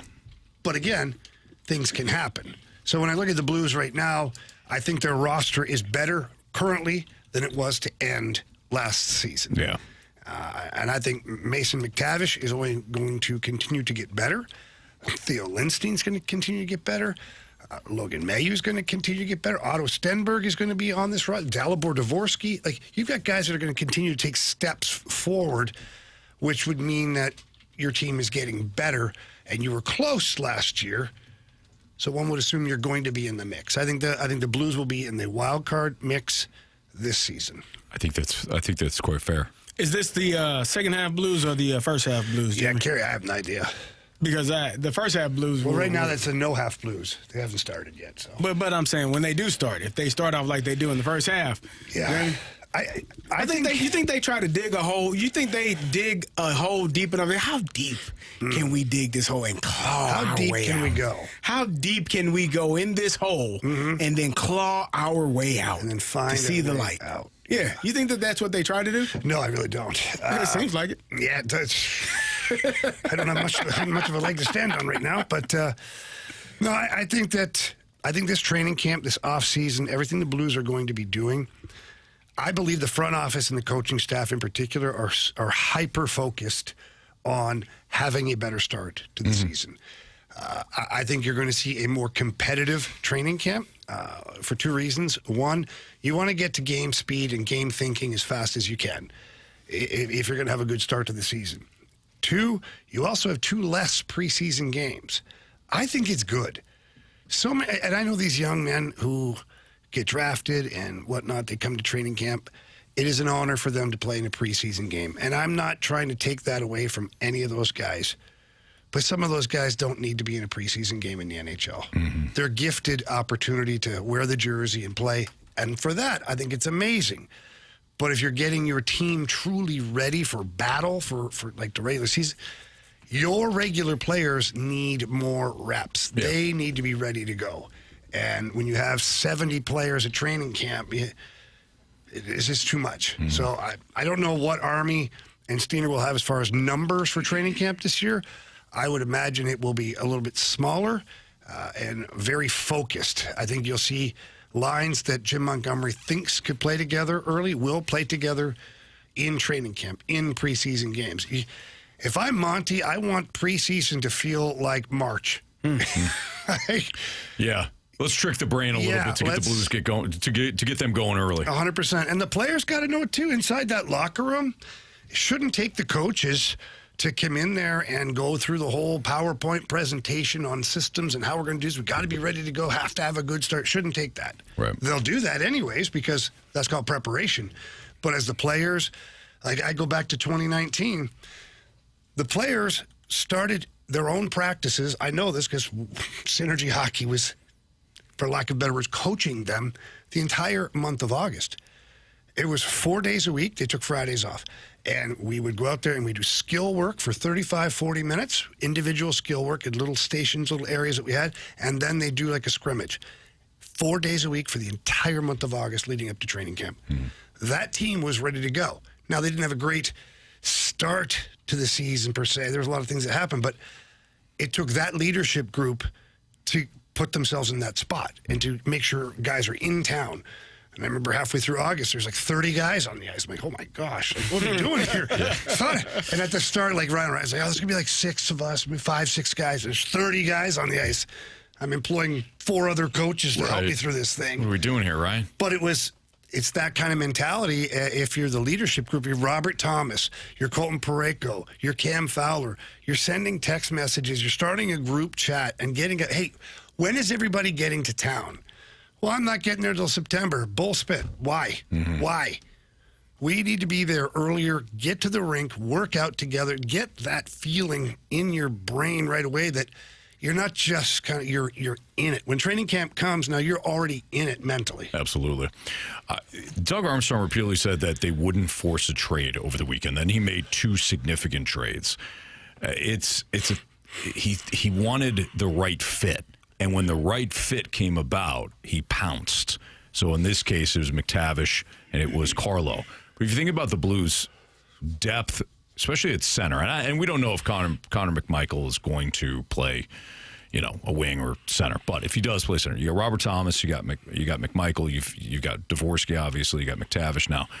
You got some quality depth here. What I love though that they've done, it's like we talk about with baseball, pitching and defense. You want the Cardinals to be a contender again as quickly as possible. Great. The straight line for that to happen is to develop top-end pitching. The Blues, you want the Blues, talking about the Blues being a contender. You want the Blues to be a consistent contender again, right? What's the straight line? Straight line is to get back to the defense in which you have, to borrow Jamie's phrase, the oak trees, where guys are tough to play against. So I love what the Blues did over the weekend in that regard. You want to be good at football, right? Let's have a great draft. Want to be a contender again. Cool, what'd you do? Took a wide receiver first round. He's fast. He's fast, though. All right, awesome. How's your offensive line? Don't worry about it. We got this fast receiver. You see these wide receivers on the outside? We got the fast receiver. You got to get out of there and throw it deep. Yeah. How's your defense? Can't get to the quarterback, can't defend. Got the wide receiver, though. Okay, cool. You're not serious about contending then. So I think the Blues did a great job in attacking an area that makes a huge difference in them being a playoff team or a bubble playoff team and actually a threat that could make some noise in the postseason. Well, and I don't know if they're done either, because when you look at the roster currently, you have too many people and not enough chairs. So, you got Jonathan Berggren, he's got to be qualified. You have Jonathan Drouin, and one would suspect maybe a buyout, but the Blues have never done that before. You've got Pius Suter, you got Nathan Walker, Torchenko, Finley. Like, you have a lot of bodies right now, and it's hard to see where they're going to plug in, and that's not including Otto Stenberg, who's not currently on the list of guys that I just named, but he's still in Springfield. But he can play in the NHL. Sure. So to me, the Blues may not be done. Army may still throw a couple of young guys around. All of a sudden, he's picking up those draft picks that he used for these trades, and now he's stockpiling with more picks again. Sure. Because he's got too many bodies. That's Jamie Rivers, Carey Davis. Carey fell in the Gauntlet on Friday, so we have a returning Gauntlet contestant that will join us. Carey. Coming up next to take on either Jamie, Marsh, or me here in the Fast Lane on 101 ESPN.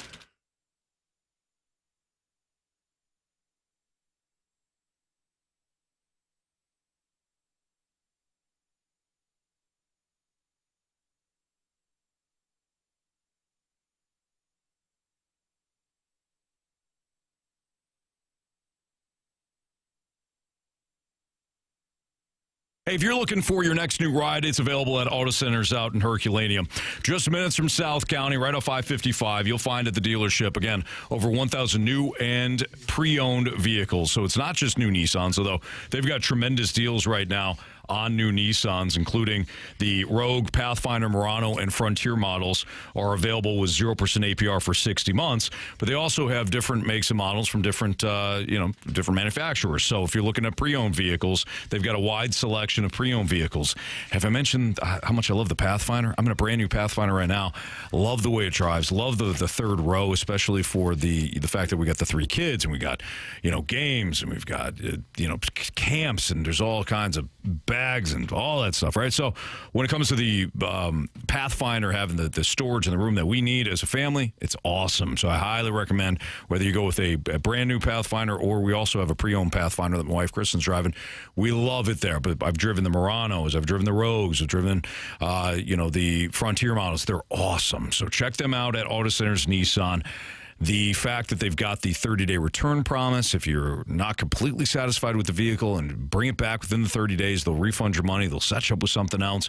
Gives you a little peace of mind when you drive off the lot. But go check them out either at the dealership or you can start online at autocentersnissan.com. But when you do head out to Herculaneum, tell them Anthony Stalter sent you. It is Auto Centers Nissan.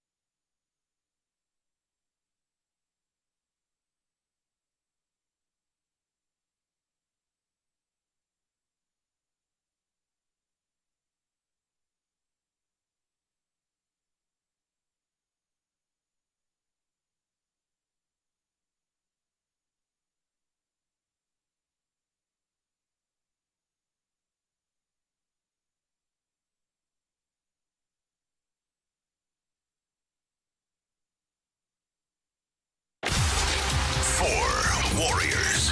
4 categories, 1 challenger. Can you survive the Gauntlet? Brought to you by Blue Note Roofing. Roofing, siding, and gutters. Visit BlueNoteRoofingSTL.com for a free inspection. 402, your time check, brought to you by Clarkson Jewelers, an officially licensed Rolex jeweler with Andrew Marsh, Carey Davis, and Jamie Rivers. I'm Anthony Stalter. We welcome Nick back after he beat Carey in round 1. Nick is back to challenge either Marsh, Jamie, or me. What's up, Nick? Hey, fellas. How are you? You're doing great. Appreciate you joining us. Did you celebrate all weekend? Yes, sir, by doing absolutely nothing. Oh, good. Well, there you go. It's always a nice weekend. All right, Nick. Absolutely. Would you like to take on Marsh, Jamie, or me? Well, I showed a picture of you young fellas to my 8-year-old daughter, and she said, absolutely this guy because he looks like he's nice, so let's go Marshy. Oh, dude, what does that say about your the rest of daughter's? us? Yeah, but your daughter is very, very astute, smart girl. Hey, She did pick out she the gets it nice from her dad. There you go. All right, Marsh. Well, actually, all right, Nick. So, Nick, tell Marsh to spin that wheel, then we'll kick Marsh out. Hey, spin the wheel. All right, Marsh, get out of here. Nick, what category are we open for, kid? Oh, with Marshy, anything but hockey. Let's go random since he's young. All right, sounds good. Yeah, Marsh tends to be pretty good at hockey. He knows his stuff. He knows, like, specific goals and when they happened and Oh, God, what it's hockey games now. and things like that. I actually haven't Like seen Rain it. Man when it comes to he like does the calculations and the numbers so you can see him over his head. Right. And he starts populating the correct answer. Yes. You're like, whoo, how'd you figure that? But it is not hockey, Nick. Oh. It is football. Football's been a little hot lately on this wheel. It has. Yeah. Yeah. It does that. I was going to pick Stalter, but the daughter said Marshy, so now I feel better. Yeah, I don't blame you on that. I don't look nice. Stalter's not nice at all. No. All right, Nick. Here we go. 4 football questions. Each one is worth 2 points unless you ask for the options. If you ask for the options, those questions become worth 1 point. Are you ready? Yes, sir. All right, question 1. Cahokia native Teron Armstead. Thank you. Teron Armstead.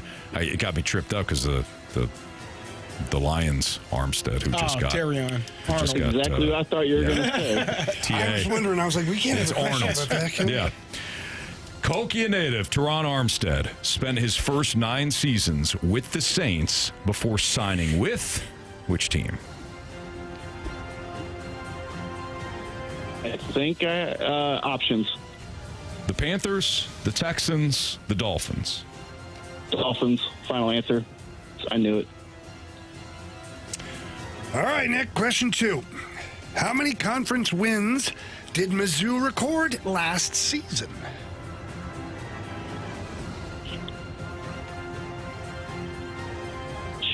Let's go 4, final answer. Are you talking about 4, final answer. Yeah, we're in football. Yeah, I know. That's okay. You caught yourself. You're good. It happens. Yeah. All right. Who earned Super Bowl 47's MVP honors for leading the Ravens to a 34-31 victory over the 49ers? It was a punt returner. Jacoby Jones, final answer. Okay. Final question, Nick. In 2022, Indiana became the first Division I college football team to lose 700 games. Name the Hoosiers head coach at that time.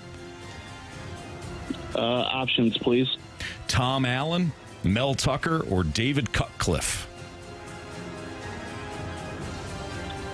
I have no idea. Mel Tucker sounds like the most perfect college. Yeah, let's go Mel Tucker, final answer. All right. Let's bring back Marsh from the cone of silence right now. Nick, how you feeling? Not great. You weren't feeling great the last time, and you wound up doing pretty well against I just like to say it. Okay, all right. As the Anaheim GM now, you got to say it. All right, fair enough, yeah. All right, Marsh is getting back to the microphone here after being out in the cone of silence, and Marsh just busted his microphone. Wow. Oh, that's like busting a mirror. It's bad luck, right? I mean, You gotta hold on to that. You ripped that thing right out of the frame there, Marsh. I don't know what's wrong today, Marshy. That's good. I mean, I don't think it's good at all. on that mentality. 2 great locations. One in Chesterfield, one in South County. Book your appointment today at lowtusa.com. It may have broken. Yeah. You're gonna have to hold that thing like a game show host. Yep. All right, Marsh, here we go. Okay. You got football today. Awesome. Pack a lunch. Question 1. Cahokia native Teron Armstead spent his first 9 seasons with the Saints before signing with The 49ers. Final answer. Like a sideline reporter over there. Yeah. All right, question 2, Marshy. How many conference wins did Mizzou record last season? Conference wins. Wow. Let's see here. They lost. How many wins they have? So I'm gonna go with 4. 4 is what I'm thinking. I'll say 4, final answer. Question number 3. Who earned Super Bowl 47 MVP honors for leading the Ravens to a 34-31 victory over the 49ers? Ray Lewis seems like the obvious choice. 49er, but was it Joe Flacco?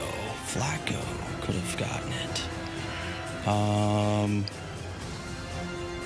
No, I think it was Joe Flacco. He ended up getting a pretty big deal after that, if I'm not mistaken. I'm going to go with Joe Flacco, Jamie's favorite quarterback. Final answer. Final question. In 2022, Indiana became the first Division I college football team to lose 700 games. Name the Hoosiers head coach at that time. Oh, options. Tom Allen, Mel Tucker, or David Cutcliffe. Who was the second option? Mel Tucker. We'll go with him. Final answer. Yeah, this is not good. All right. Let's go over these.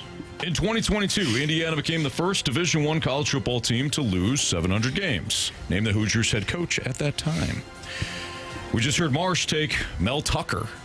Nick also went with Mel Tucker. Correct answer is... That's clearly Tom Allen. Tom Allen was the correct answer. We get a 0-0 tie. How many conference wins did Mizzou record last season? Marsh said 2. Marsh said 4. Nick said 4. Correct answer is... 4. 4 is the correct answer. Ooh. South Carolina, Auburn, Mississippi State, and Arkansas. The reason why I said 2, Marsh got 2 points on that, and so did Nick. Neither of you guys needed the option, so nice job there. So we have a 2-2 tie. Cahokia native Teron Armstead spent his first 9 seasons with the Saints before signing without the options. Marsh said the San Francisco 49ers. Nick, with the options, went with the Miami Dolphins. Correct answer is... Miami Dolphins. The Miami Dolphins. So Nick is now up by 1 point. I did the wrong Super Bowl on this one. Okay, well, let's see here, Nick. Who earned Super Bowl MVP honors for leading the Ravens to a 34-31 victory over the 49ers? Nick, without the options, said Jacoby Jones, who was an option. Marsh went with Joe Flacco without the options. If it's Joe Flacco, Marsh is going to win because he did not use the options, and he's down by 1. If it's any other Raven that played in that Super Bowl, well, Nick is going to advance to round 3. Correct answer is... Jacoby Jones had 5 kickoff returns for 206 yards and a touchdown. But it was Joe Flacco. Nick. You have chosen poorly. You lose. Not today. You lost. Yeah, it was Joe Flacco. Future Hall of Famer. Wrong Super Bowl. Good job, Nick. Nick, are you more upset with yourself over that one or the Miami Dolphins one? Because you knew the Dolphins one, but you took the options. Honestly, the one. The which one? The last question. The last question. Oh, the Jacoby Jones one. Yep. I didn't even realize the Super Bowl.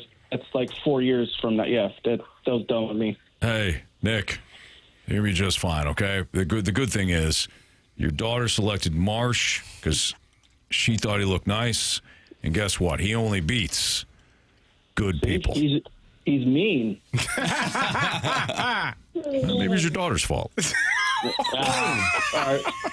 You guys have a blessed day. You guys are amazing. Thank you. Nick. We'll see you. Good one. Take care. Say bye. Bye. Bye. She sounds sweet. What the hell's wrong with you? Nick, You blame the daughter? He said, listen, in fairness to my guy, Anthony Stalter, Thank you, Carey. one And I mean, these are the rules that I came into. No one's safe. I know. Thank you, Carey. In fairness, Just because they're not safe doesn't mean you have to target them. Listen, hey, if you're in the, I was supplied the information. If you are in the fast lane, you're not safe. No. And Anthony May, you all told But me this that was is like wrong. veering off the road on purpose. I don't know that it was veering off. You didn't have to. You didn't have to. But I did. And now we're all better because of it. All right? Oh, man. Marsh, congratulations, pal. Thank you, guys. You're going to have to figure out what to do with that microphone. I guess I'll just hold it. Marshy, notice you talked to the coach on the way to the locker room at halftime. What What did they say? He said he's having the time of his life. He's having the time of his life. Name him. Sergio, no. Sergio, was it Sergio Dip? Dip? Sergio Dip. Yeah. It was ESPN. And he's having the time of his life. Do you remember that, Jamie? No. It's a Monday Night Football game. Feel bad for the dude. Yeah, and he I think he was working for ESPN Deportes. Yeah. And they had him on the sidelines for the regular ESPN broadcast. He was a sideline reporter.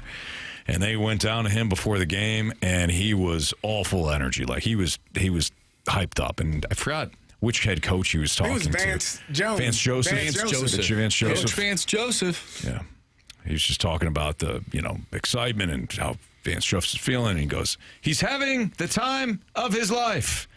And it was silent. It was weird. It was uncomfortable.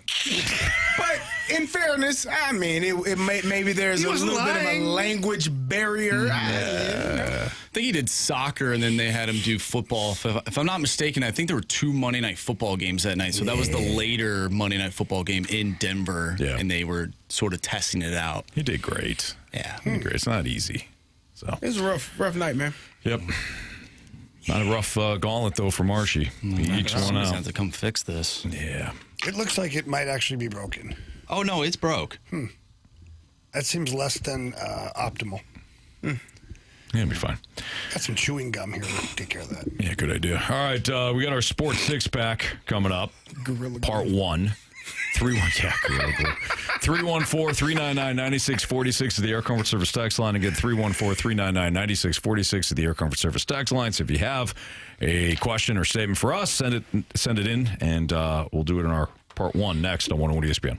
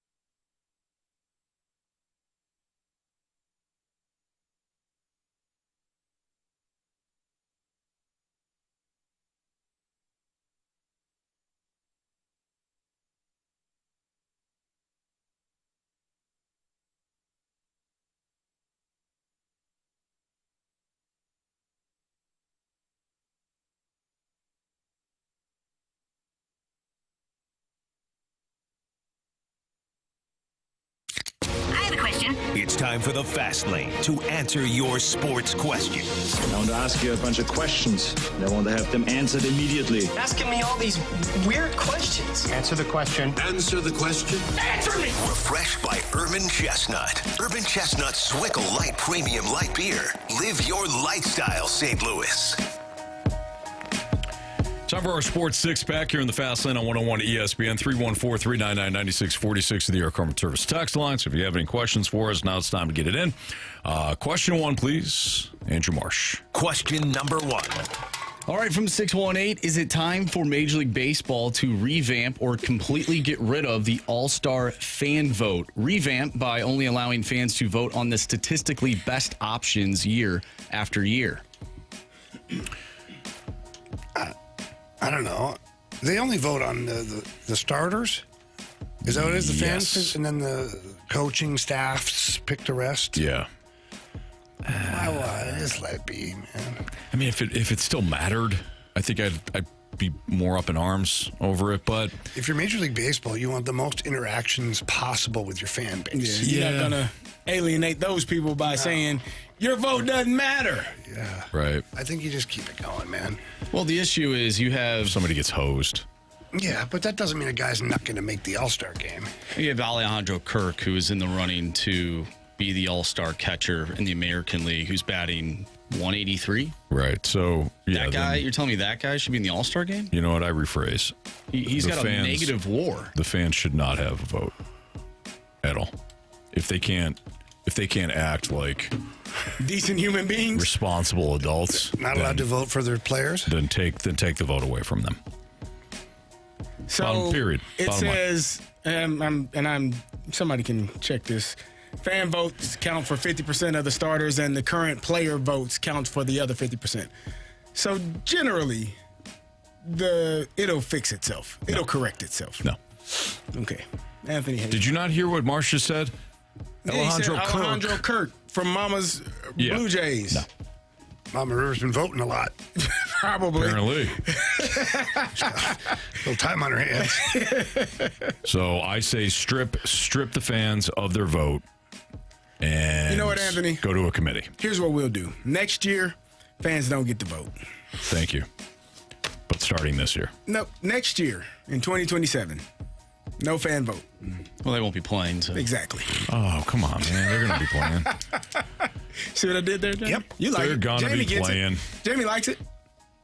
That's how you fix it. They're not going to play. You just tell the players, you know what? Next year, fellas, we'll take out the fan voting. Just for next year. I don't know if you know this, Anthony, but there's a lot of anger between the owners and the players. Yeah, they'll figure it out. They probably won't. Yep. I don't think they will. Baseball, it might be done forever. Oh, stop it. Forever.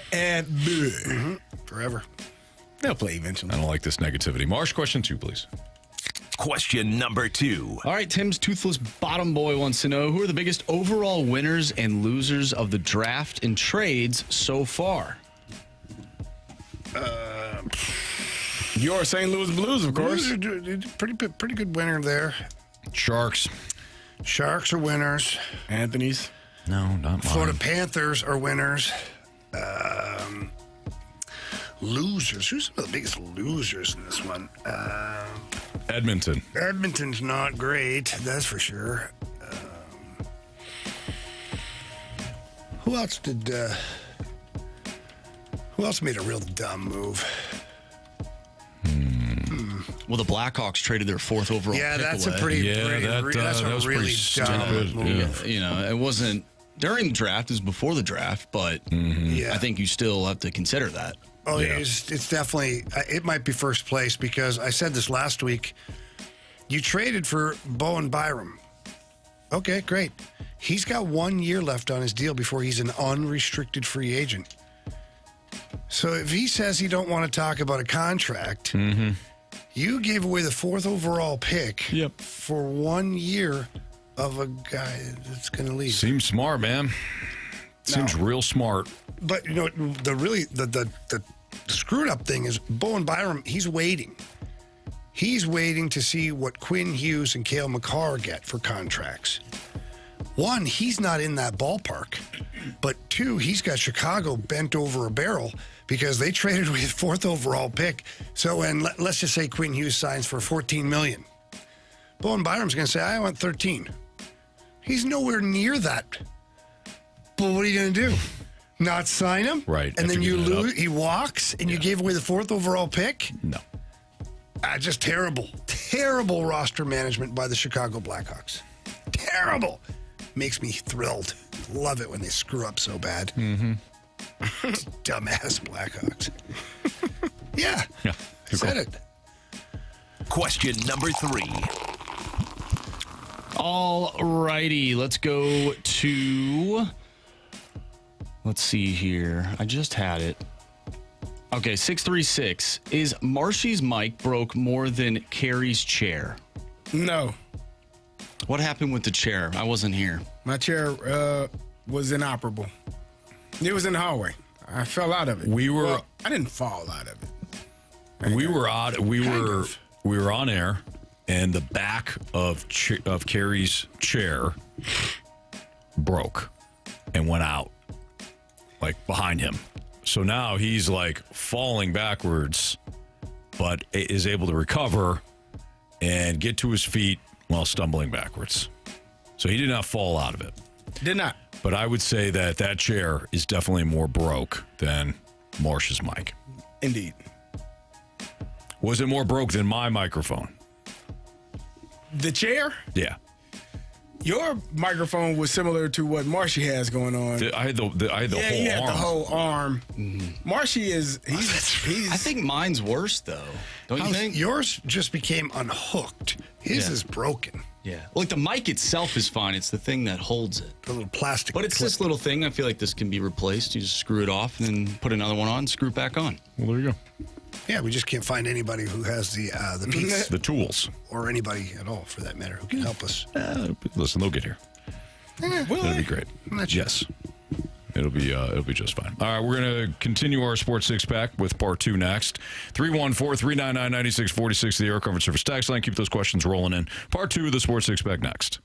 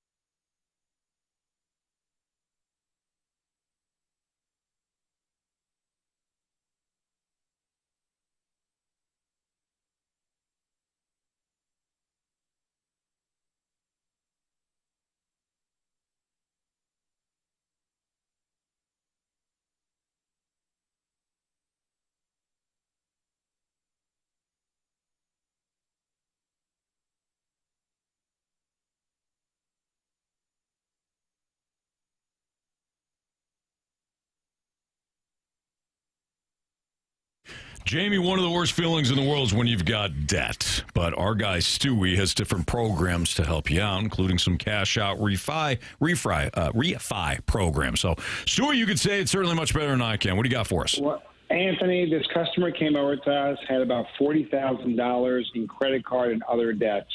He also had a mortgage, and he didn't know what the rates were on any of these things. And he went ahead and said, you know what? I'm shopping mortgage companies. I'm shopping rates. And this guy told me I can get an FHA loan, and the rate is really, really good. However, the APR, and he didn't know what APR is like a whole percent to a percent above whatever you can get, over $15,000 in closing costs, including the fee that you have to pay the government. So when you're refinancing and consolidating debt, you got to look at something called APR. It's your true cost of money. That's what you're really paying at the end of the day. With the bagel loan, your APR is the same as your note rate. So we took all his credit cards, of which the average interest rate was 30%, combined it with his mortgage, it saved him over $1,800 a month on his payment. $1,800. His life is better. And believe it or not, your mortgage payments and your debt, that impacts your quality of life. And we want to make it better for you. It's exactly why you call Stewie right there. So many great little tidbits of information, and you get that when you call him or you text him. So pick up the phone. Don't procrastinate. Give him a call right now.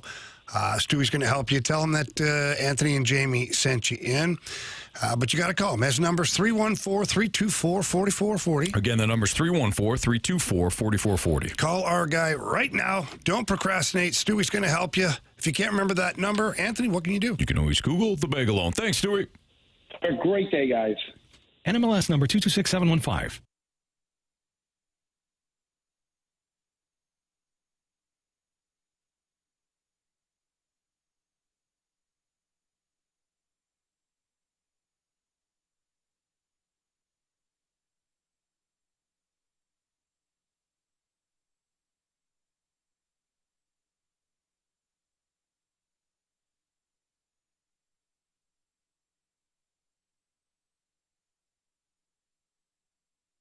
Everyone in St. Louis knows the big name for basement foundation repair is Woods Basement Systems, and Woods is celebrating 40 years in business this year. Did you know that we have installed concrete leveling on highways in Illinois and Missouri? So if Woods can lift a highway, we can lift your driveway, or porch, or patio. Get a free estimate at woodsbasementsystems.com or call 800-388-9326. Concrete leveling by Woods is so much better than mudjacking. Go online to woodsbasementsystems.com.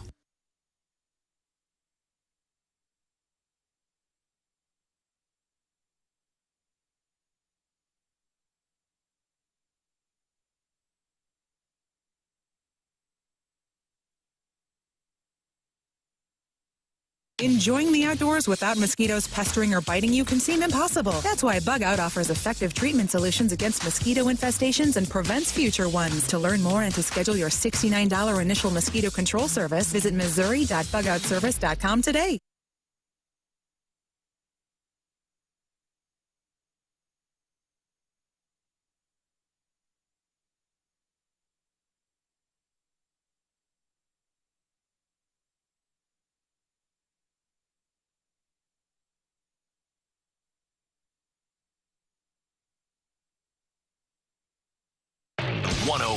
ESPN Sports Center. I'm Andrew Marsh. It's time for a Sports Center update brought to you by Saliga Heating and Cooling. The Cardinals off today. They'll take on the Atlanta Braves tomorrow. They lost 2 of 3 against the Marlins over the weekend. Matthew Liberatore will make the start for the Cardinals against the Braves. 6:15 first pitch tomorrow night. The Blues selected Tynan Lawrence 11th overall on Friday. And at 16, Maddox Dejanay. They also traded for Mason McTavish from the Anaheim Ducks and Brandon Carlo of the Toronto Maple Leafs. We talked a lot about the Blues today. If you missed any of those conversations, make sure you go to 101ESPN.com or check out the free Dobstar and Auto Center's 101 ESPN mobile app. Just head to the podcast page and you'll find all of our shows there. And it's all brought to you by the Schaefer Door Company. We have part 2 of our Sports Six Pack coming up next. So get your questions into the Air Comfort Service text line 314-399-9646. We'll answer your questions next. I'm Andrew Marsh, and the Sports Center update is brought to you by Saliga Heating and Cooling, a Daikin heating and air conditioning dealer.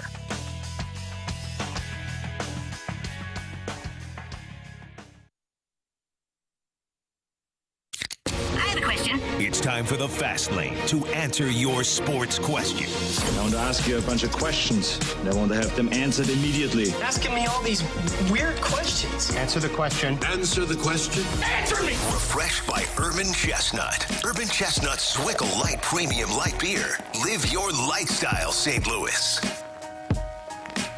Time for part 2 of the Sports Six Pack here in the Fast Lane on 101 ESPN with Carey Davis and Jamie Rivers. I'm Anthony Stalter. This is where you can send us your questions via the Air Comfort Service text line at 314-399-9646. Marsh, question 4, please. Question number 4.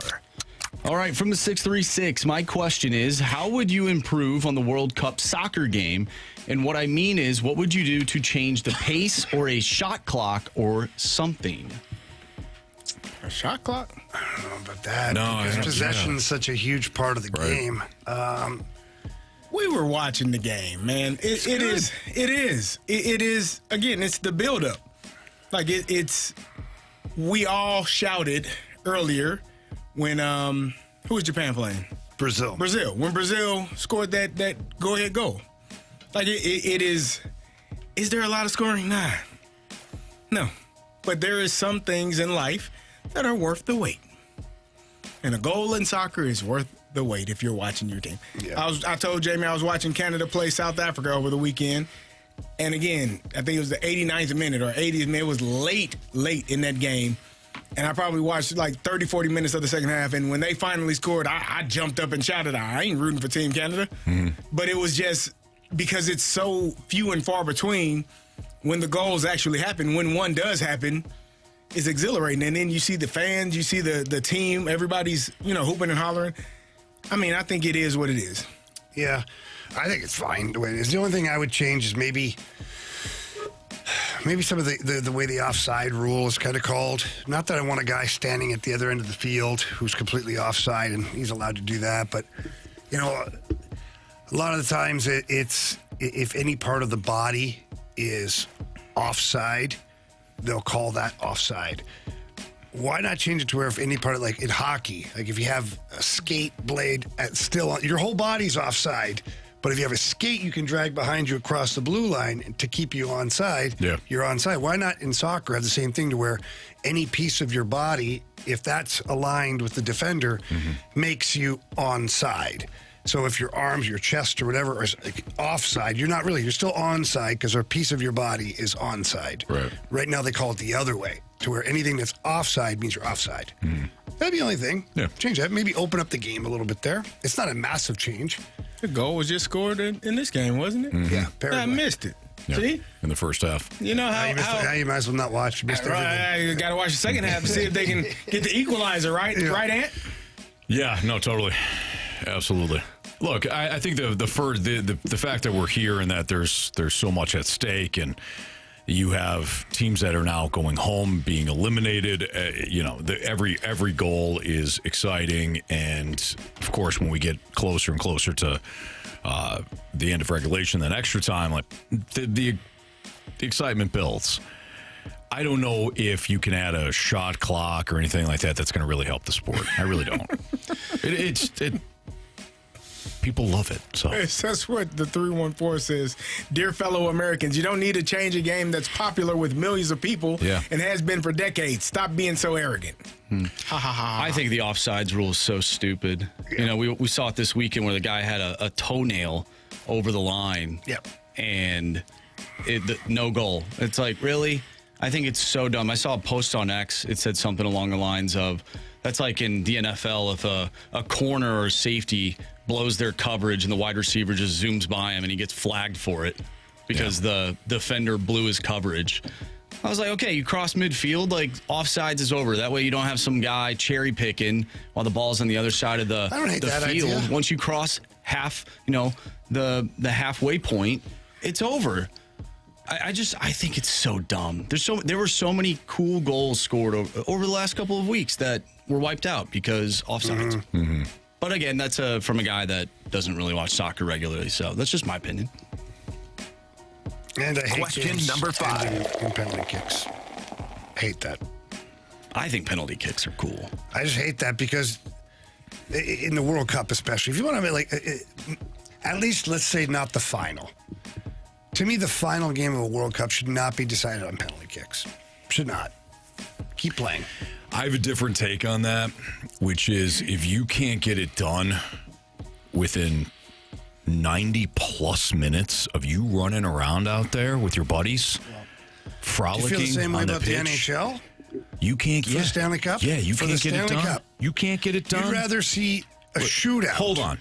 No, not in the NHL. 2 or 3 periods of overtime. Not in the NHL. We're talking about 90-plus minutes of these dudes running around. Yeah. How long do you think a hockey game is? Hockey to me is... They have shifts, though. Different. What'd you say? Shifts. Oh, yeah. They come off the ice. Right. These guys and gals. And then you talking about penalty kicks? Correct me if I'm wrong. Did we not get the most iconic picture of all time? When Brandy Chastain hit the flex on him, wasn't that a penalty kick to win the World Cup? I didn't like 1999? Yeah. The greatest, one of the most iconic. Come on, man. Hey, I forgot you. Hockey, too, they score more goals. They score goals. And they get time to go sit on the bench, have some water. Guys, I just don't like the biggest soccer trophy in the world coming down to if a guy hit the post and the goalie dove the wrong way, but he hit the post and his team loses. So they should scoot back. You shut up. Jamie, I think at some point we should treat these people like human beings. Okay? Whatever. You keep adding extra time, you're going to have a lot of deaths on your hands. What? These fools are running around for 90-plus minutes, and now you want them run them around more? Hey, you get better shape. But what do you want me to tell you? It's not my job. It's not my job. It's only so much. And as they tire, there'll be a mistake, and someone will score. Come on. All right, speaking of hockey. You got to end it somehow, Jamie. Whatever. The 314 wants to know, do you have any concerns with the Blues' speed this year? I like the additions, but it does seem the team will be slower. How so? Who did we get rid of that was fast? Braden Shen? Jordan Kyrou. He's he's the fastest skater in the world. I guess so, but in the world. The speed's only good if the player's effective. Yeah, you can be fast with the puck. Everybody says that Mason McTavish is slow. I don't know that to be true. I don't think he's a speedster, but I don't know it to be true. McMichael's a pretty good skater. Picked up there Brendan Carlo. He doesn't really have to be all that fast. 2 strides anywhere on the ice, and he's defending you. So I don't think we'll be slower by any means. Plus, Stenberg will be a regular player. Berggren's fast. He'll be a more regular player if he's still on the roster. I don't know. I guess we'll see. I think it could be an issue. Good. But you can also, like I said, you could also play fast with the puck. Mm-hmm. Now, whether or not they will, I don't know. But I think overall team speed could be a problem. What about you, Marsh? You're sitting over there just holding your thoughts. And the microphone. And the microphone. I think there's a difference between like a player with actual speed and a team that plays with speed. So, you could have slower players, but the team doesn't necessarily, lack in team speed. Mm-hmm. If you're moving the puck quickly and guys are in the right area, you're making a good first pass and you're up the ice, like that's just as effective as a guy flying up the ice that maybe doesn't do anything with it, doesn't chip it in, can't get around the defenseman, doesn't throw a puck on net. There's different ways of creating speed on the ice that doesn't necessarily involve one player skating 200 feet. So right. We'll see. We'll see what they do. So. Question number 6. From 618, what's the chance the Cardinals have a trade deadline like the Blues just pulled off during the draft, meaning trades and upgrades? Yeah, I don't know. I understand what the question.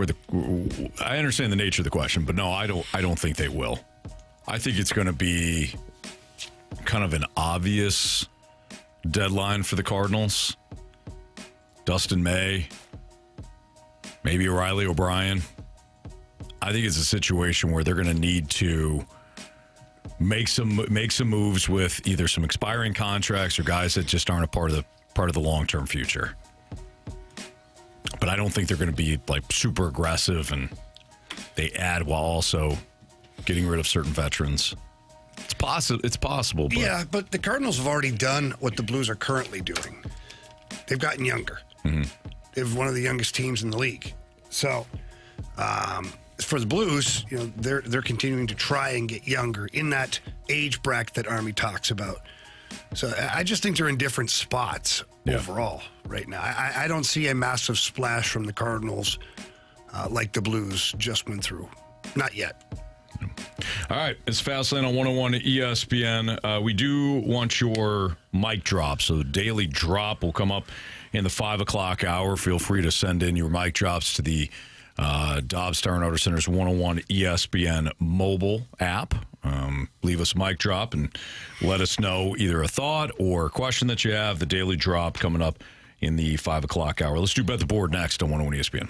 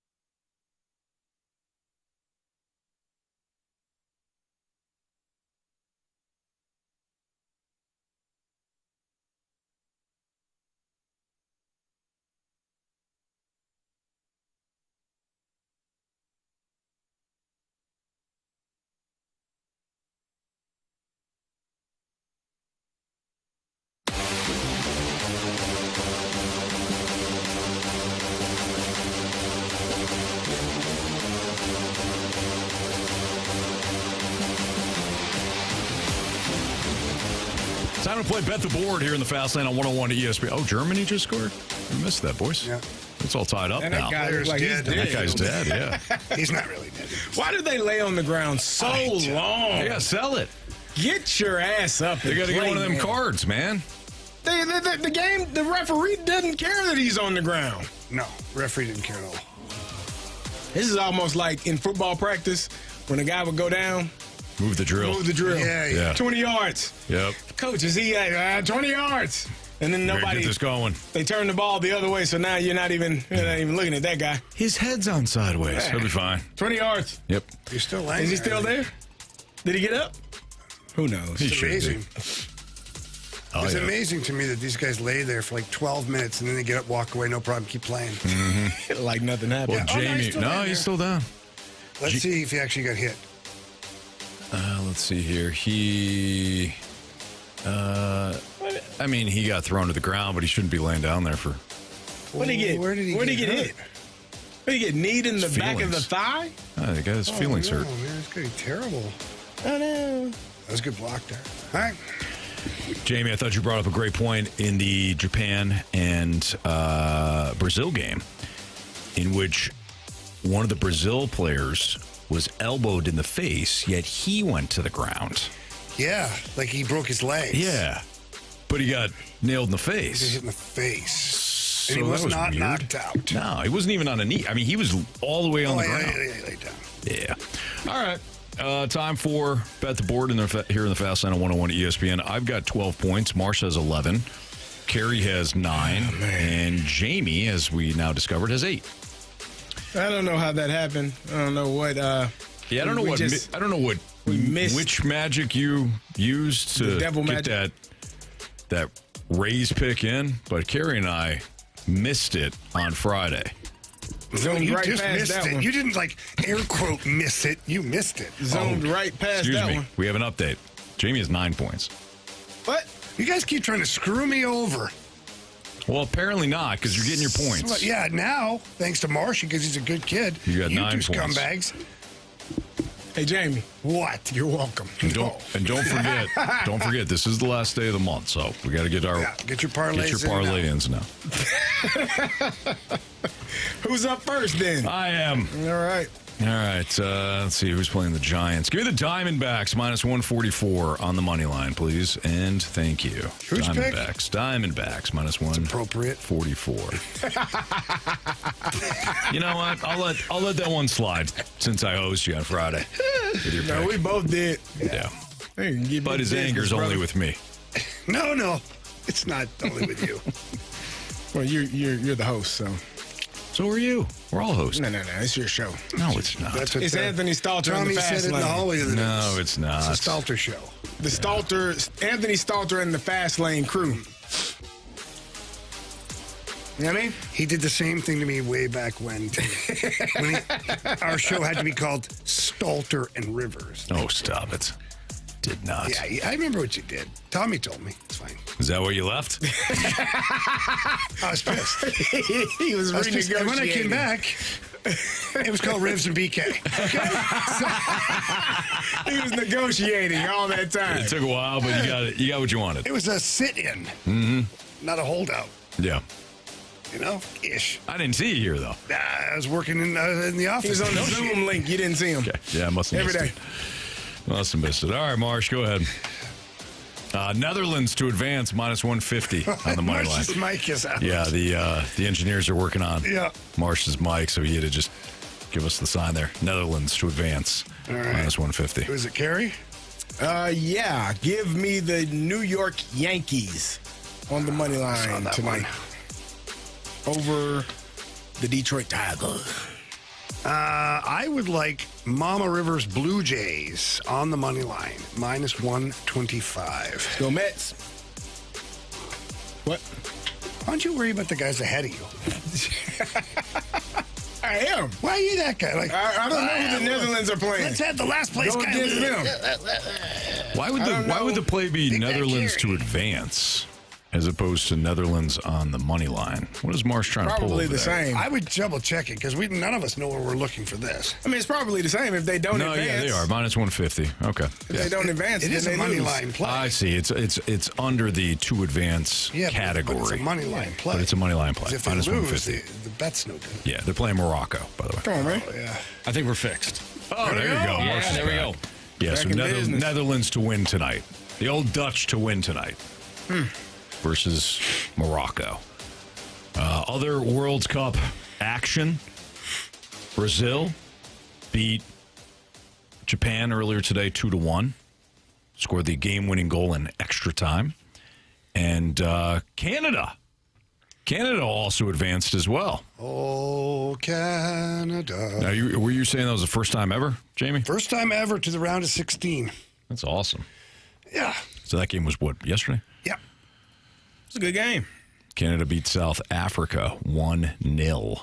Man, it was a late goal. Oh, so frustrated if you're South Africa. Yeah, well, Headed that ball right to the Canadian. Put in the back of the net. That's tough. Tough way to lose. It is. So, you got Germany right now in a tie with Paraguay. Germany is they're not minus 600 now. US is minus 700 and something. Yeah, I saw that. Versus Bosnia and what's the Herzegovina? Yeah, that one. Yeah. Herzegovina? Herzegovina. Herzegovina. Herzegovina. Herzegovina. Yeah, Bosnia. Herzegovina. Why are you saying everything in Italian? I don't know. I started doing You are. You've been saying everything in Italian today. Fake Italian. No. I can fake it pretty good.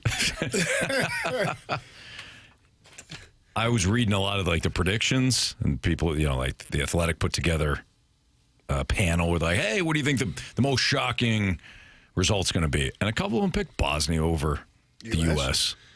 Which, I mean, at this point, I don't think anything is necessarily shocking. These are all good teams. Yeah, but the U.S. is like minus 700. So that threw me off. You guys, I didn't know they were that on the heavy money favorites. line. I don't know. Well, don't forget, we're going to be at Ballpark Village for that game. Well, actually, we're going to be doing a broadcast, then the game. The kickoff is Have you at seen 7 Ballpark o'clock. Village here recently when they play these games? It's packed. It's madhouse. Yeah. Imagine watching on that massive TV. Oh. We're going to be there with Michelob Ultra on Wednesday. So looking forward to that. As again, Team USA takes on Bosnia. That is a 7 o'clock kick. Biggest question of the day is next on 101 ESPN.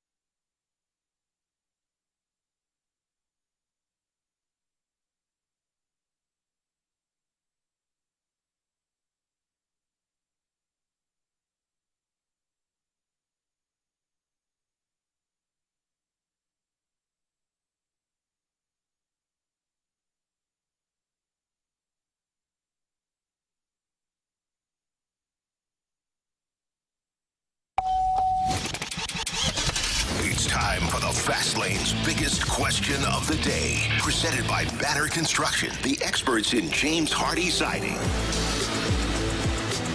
5 o'clock, your time check is brought to you by Clarkson Jewelers, an officially licensed Rolex jeweler with Carey Davis and Jamie Rivers. I'm Anthony Stalter. Here's Andrew Marsh with the biggest question of the day. All right, gentlemen, ESPN.com came out with an article discussing each team and how they can earn an A+ in free agency. We have no idea what the Blues are going to do. The draft just concluded, but this is what they this is what they wrote about the Blues and what they should do. It says continuing to revamp their roster in ways that these short-term changes can lead to long-term success. When you hear that statement, what comes to mind in terms of this team? Are they doing it the right way? We have had the 618 all day texting saying they don't have a superstar. They didn't get a star in the draft. They should have got Stenberg. That was not going to happen. They tried to get him. It sounds like the Sharks had Stenberg penciled in the entire. Yeah. So when you hear that, these short-term moves, do you believe that it can effectively change this franchise for the long term?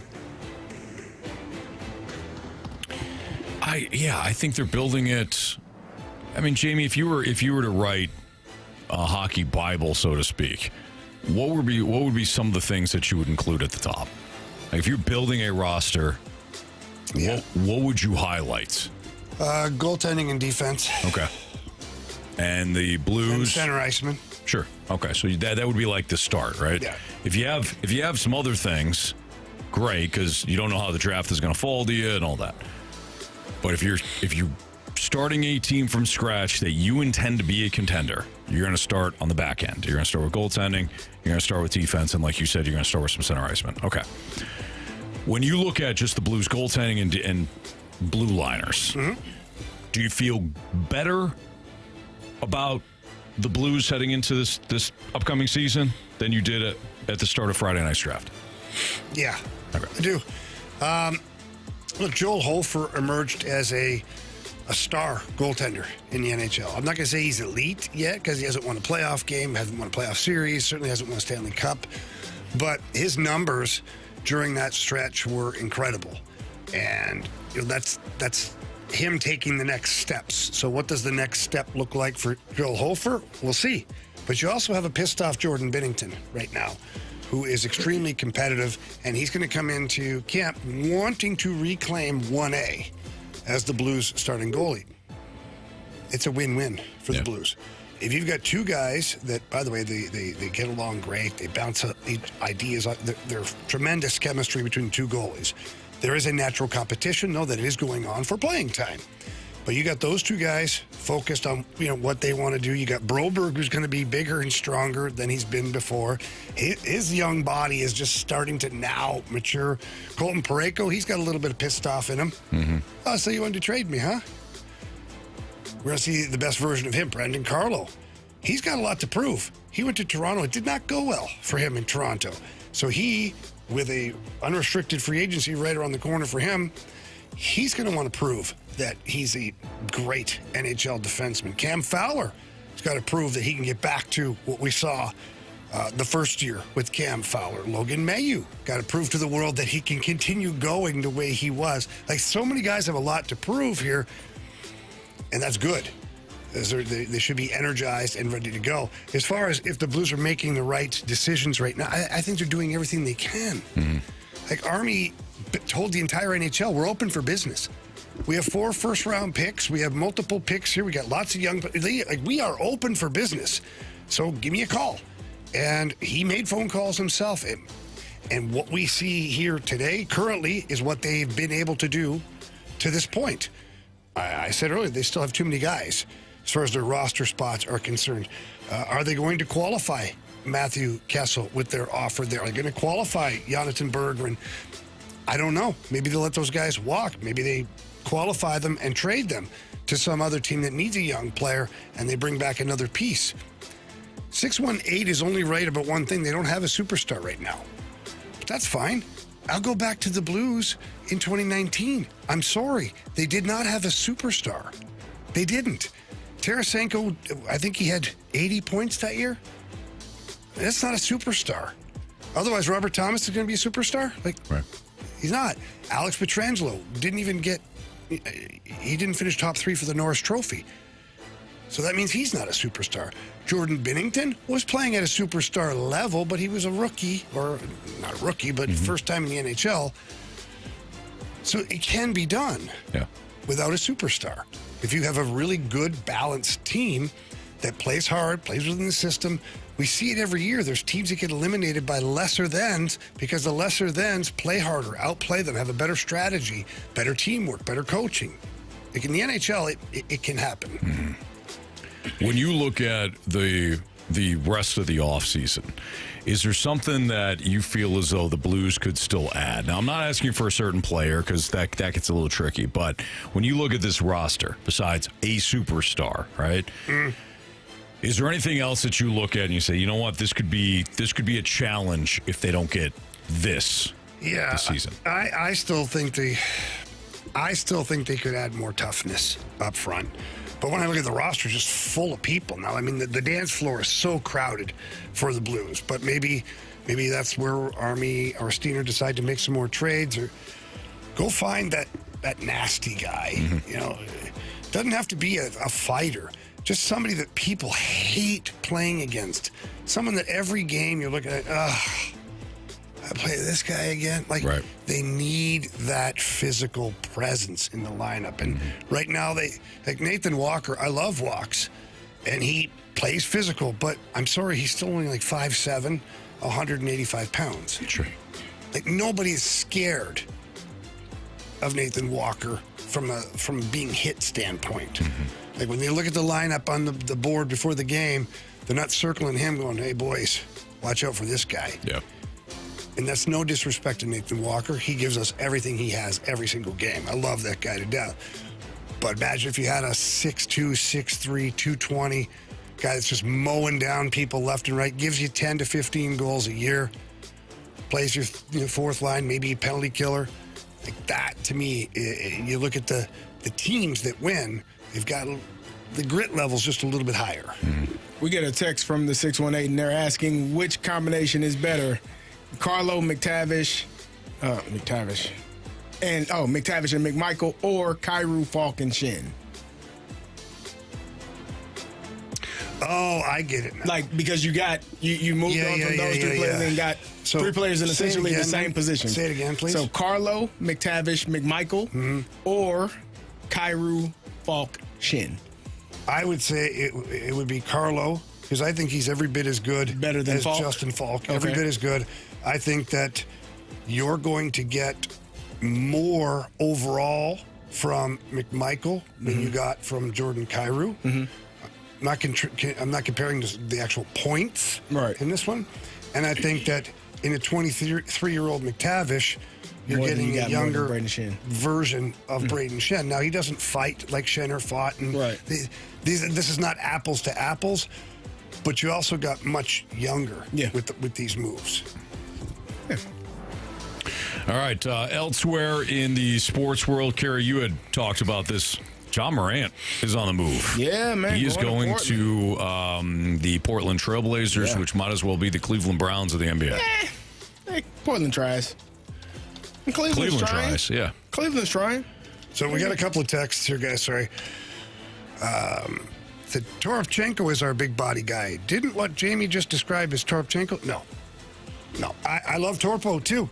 He's a massive dude. He runs around and hits, but nobody's scared of him. Nobody's scared of him. He's fought once, and he kind of took a beating.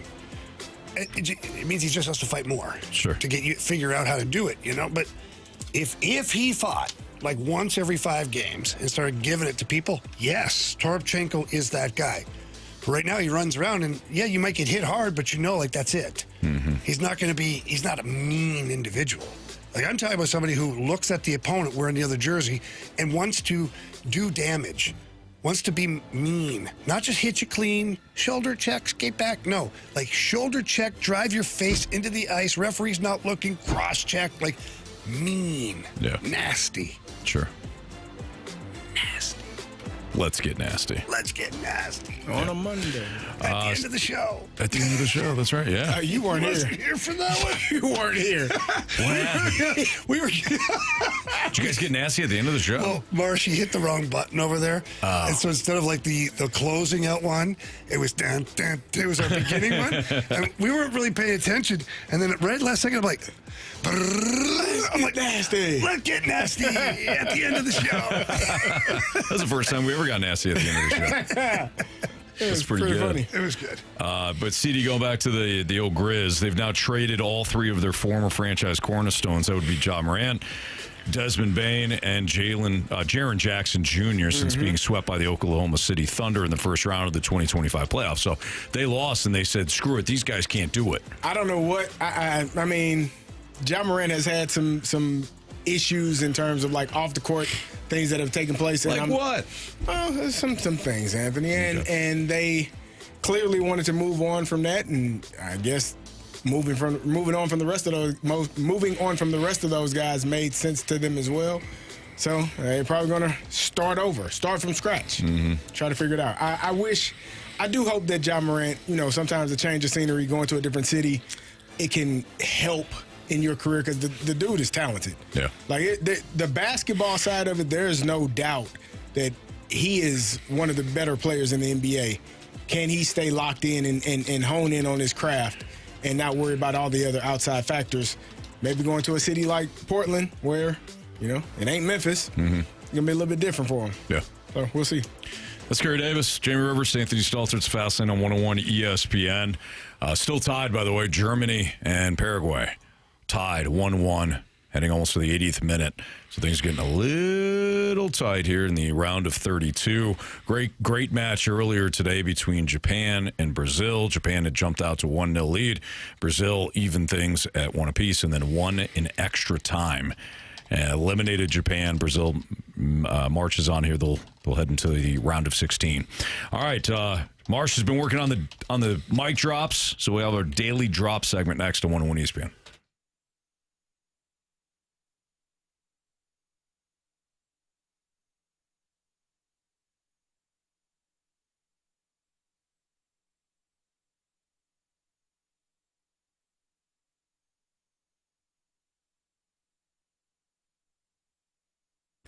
On the biggest stage in the world, FanDuel is changing the game because sometimes your player gets subbed off and your bet goes with them.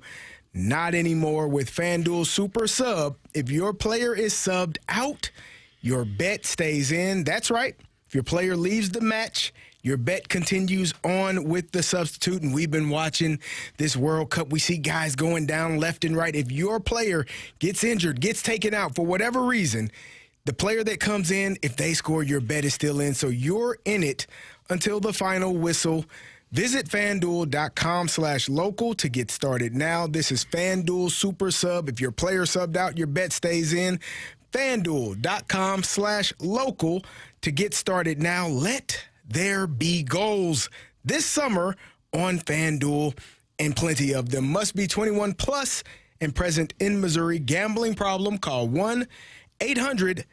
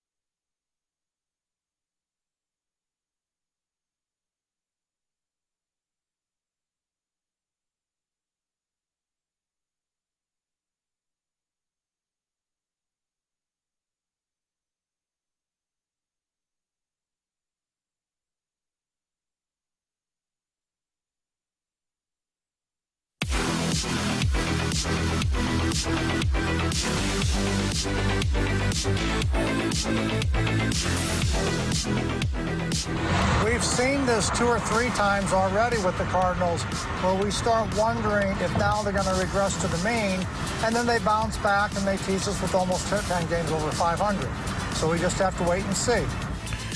That was Terry, left us a mic drop. Scott Lee Heating Company mic drop via the Dobbs Star Notice Center's 101 ESPN mobile app. And I think Terry's absolutely right. So this goes back to a conversation that we had earlier today about whether or not we feel as though the Cardinals are becoming the team that we expected them to be, i.e. a non-playoff contender. But I think to a man, we all said, yeah, you know what? Expectations were low, but they have figured things out. They have played above their skis. The numbers would suggest that they're right where they should be if you just view the team as is, as opposed to putting your expectations on them. But I think Terry's right. There have been other times where we're like, oh, okay, here we go. They had a 4-game losing streak in which they dropped 2 of 3 to the Marlins. The last game in that series they lost. Then came home, they played the Mariners. They lost 4 straight. Do we remember what they did after that? Anybody remember? They went on, they won, was it 7 out of 10? 8 out of 10? They won 6 in a row, including a sweep in Pittsburgh. Yeah, 4-game sweep. Yep, 4-game sweep. And beat Carey's Dodgers twice. Exactly.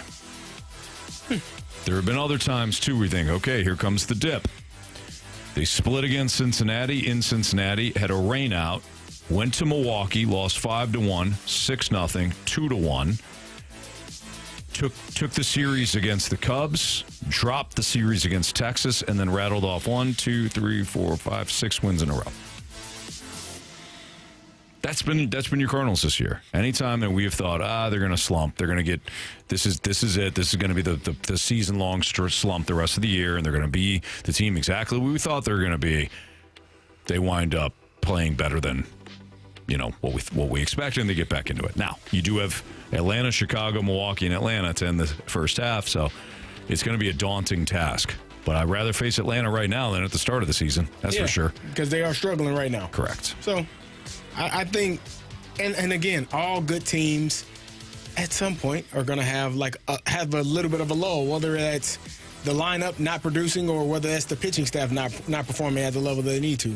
And right now, the lineup is struggling a little bit, but we've seen this before, and as you just pointed out, each time they've done that, they end up bouncing back. Yeah. So I think they are right where they have been and what they're going to be. I don't think it's that crazy of an idea or a thought process to think that they are going to rebound from this little bit of a struggle as well. All right, so that was Terry. Let's hear from Chester. Good afternoon, Snake Pit, gentlemen. It's Chester. Just wanted to give you a good analogy of how I feel the 26 Cardinals as opposed to the 25 Cardinals are. Ever been in a couple of relationships where, one, you dated a girl for a while and you had to plan every single date and you had to carry every conversation, or it just seemed like the conversation was one-sided, and then you stopped dating because she wasn't that into you, and the next girl, well, she helped plan dates and she paid attention to some of the things that you said and remembered your friends' names and remembered that time that you were jamming out to Fleetwood Mac but bought you Foo Fighters tickets instead, and then realized her mistake and bought you Fleetwood Mac tickets too. That's always fun. Now, which one of those do you want to introduce to your parents? Folks, your 26 Cardinals are a heck of a lot more family friendly. Enjoy the ride you're on. Good things are about to happen. And from a Red Sox fan, I would actually take your lineup for the next 5 years as opposed to mine. Have a great week, guys. There it is. All right. Well done, Chester. I agree. It's a good analogy. Makes a lot of sense. This feels different than it did a year ago. So. I mean, again, this, whatever you believe the timeline is, like I said, I've said this, you have been playing with house money. Like the fact that they've had as much success as they've had, this season so far, it's a beautiful thing. And to be frustrated. I mean, you can be frustrated, I guess. It's your life. Do your thing, brother, sister. But realistically, like, this team is probably ahead of the timeline that they have set for themselves. Yeah. So I think that means something. Agreed. All right, Paul's got our last mic drop. Guys, if you've already touched on this, I apologize. I just hopped into the car. But I saw a list of free agents that could potentially be looking for homes. And, yeah, obviously, I'd like, somebody like Jacob Trouba. But then you're talking about moving somebody else out, and I just don't think that the Blues will do that. The one name that was interesting to me was Victor Arvidsson. I think he brings a very balanced game. I think he's a plus on the defensive side as an offensive player. And I think I don't know what he is, 32, maybe 34, something like that. I think he would be a good addition. And he's a Swede. So I didn't know if that could potentially be something the Blues look at or if you think they're done. Appreciate it, guys. Love the show. Thank you, Paul. Jamie, what say you? About Victor Arvidsson? Yeah. No thanks. It's a great suggestion. I like that, he's thinking outside the box. It is a player that kind of fits in there, but, he doesn't fit on my team. 67 games last year, 27 points. I mean, I don't know. Or, 69 games last year. 54 points. It's a pretty good year in Boston, but he's going to be expensive for that matter, and he's not getting any younger. So I don't see him being the guy for the Blues. Just don't see it. You got younger guys. I guess what I'm trying to say is you have younger guys that can bring everything that he's going to bring. Like McMichael is supposed to be this guy. McMichael's substantially younger than said player. And obviously Mason McTavish is supposed to be more than what this player brings to the table. So I just don't know where you put him, because right now if you look at your third line, you got Dvorsky, Neighbors, and Berggren or Stenberg. Where does Victor Arvidsson step in there? Because then your second line, currently, if we just do them, it's, Neighbors, McMichael, McTavish, Buchnevich. So I just don't know. That's a good thought, though. Yeah. Do you guys think that Buchnevich, his game will elevate with these two guys, assuming that they're on a line together? Well, it's going to have to. If it goes the other way, like it's been trending, there's big trouble for the Blues. Is there also a chance that he's not on the team come next season? I don't know who's going to take on that contract. I don't know who that he'd be willing to go to. Yeah, like that would have happened at the draft, if anything. So for those that want him to go elsewhere, it probably won't work this year for you. Probably not. You got to hope that he went back to Russia and worked his ass off to be ready to go. And he comes back playing like the Pavel Buchnevich that we saw in his first couple of years here for the Blues, rather than the last 2 years. Because if it goes the same way as it did last year and the year before, or even gets worse, I don't know how you get out of this. I don't know how you get out from under that contract without, one, trying to find somebody who needs money on their roster to meet the floor for the NHL salary cap situation, and then you're going to have to attach like a first or second round pick to that. So I just, the best case scenario is that Booch comes back playing the way he has played in the past. All right, it's Fastlane on 101 ESPN. Lions release Terrion Arnold after the cornerback's bond was set at $1 million. So Lions, despite taking Arnold in the first round a couple of years back, he was arrested last week on felony charges of armed robbery and kidnapping, and the Lions decided, we're done here. We're not going to see this thing out. We're not going to let the legal process play out. We're not going to watch you get suspended by the league and then take you back. We're just going to release you. Arnold had his bond set at $1 million on Monday, and he's not allowed. Some of the conditions among that would be he's not allowed contact with 6 co-defendants or the witnesses in the case. He must surrender his passport within 48 hours, and he was ordered confined to his residence in Tallahassee, Florida, except when he would be playing, training, and traveling with the Lions or making court-related appearances or legal appointments. So he doesn't have to worry about the Lions aspect of that. State asked the judge to require Arnold to wear a GPS tracking device, but his attorneys argued that he would not be able to play football with such a device. Well, again, now he doesn't have to worry about that. You have that device on. So there you have it. Arnold's 23, been in custody since Wednesday night when he turned himself in. Authorities accuse him of orchestrating the abduction and beating of 3 men who prosecutors believe he wrongly suspected of having stolen luxury goods and $100,000 in cash from him. I think it was earlier this year, too, right? I think it was in February Yeah, I of this believe year? so. Yep. So, what do you think of the Lions' move? I mean, I think they, trying to just remove the noise of it all because you don't know what's going to come out of this. He did get released on bond, and he doesn't have the GPS monitoring, and he doesn't, there are some restrictions, but from what it sounds like he was going to be able to participate in practice and do all of those things. But I would assume that the Lions have their line that they drew in the sand in terms of what the expectations are for their players, for their workers, and if you cross that line, then they're going to move on, and they're well within their right to do that as well. Yeah. It's unfortunate for him to even be in this situation, but to lose your job as well, that they're well within their right to do that. Yeah, I think it shows a lot from ownership and management to say we recognize he's a very good young football player, but he doesn't fit into the parameters of what it is to be a Detroit Lion. Yep, agreed. We're done here. Speaking of the NFL offseason winners and losers, we're getting to that next on 101 ESPN.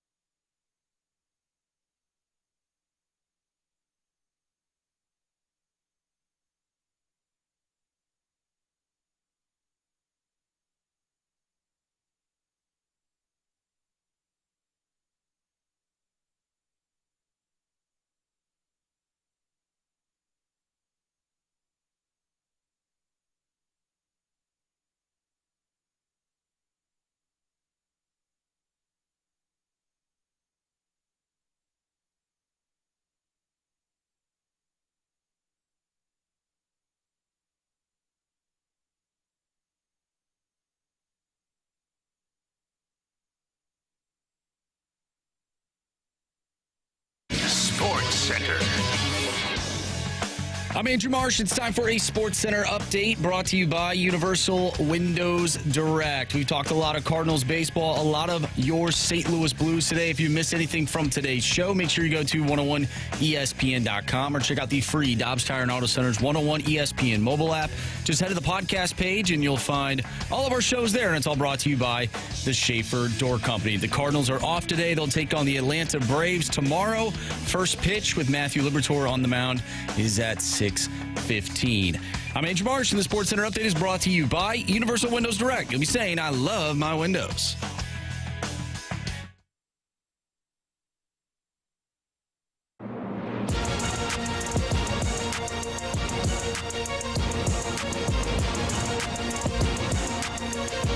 Mike Jones of The Athletic put together a Jonesy article of NFL offseason winners and losers, which teams actually improved. Any takers on the winners, guys? The winners would be. I've thought that the Raiders were a winner. He's got a handful here. He's got, let's see here, 1, 2, 3. 4, I haven't looked at this article. 5. He has 5 winners. I would say. Can you predict all 5? Jamie and Carey. All right. I would say I think the Raiders did a fantastic job. The Max Crosby trade fell through. They got him back. They got Fernando Mendoza, the number 1 overall pick. Kirk Cousins, obviously a locker room guy, glue guy. Yeah. And was it Linderbaum at center? Mm-hmm. They did a really good job, and they got a couple of defensive players. So I would say the Raiders would be 1. This is just. Do you want me to confirm or deny? Well, you want to confirmed it, yeah. You can confirm or deny it. Confirmed. Yeah. Okay. Yes, the Raiders are a winner among the 5 listed, as you mentioned. And don't forget they hired Clint Kubiak. Clint Kubiak as well. Yeah. Great addition as well.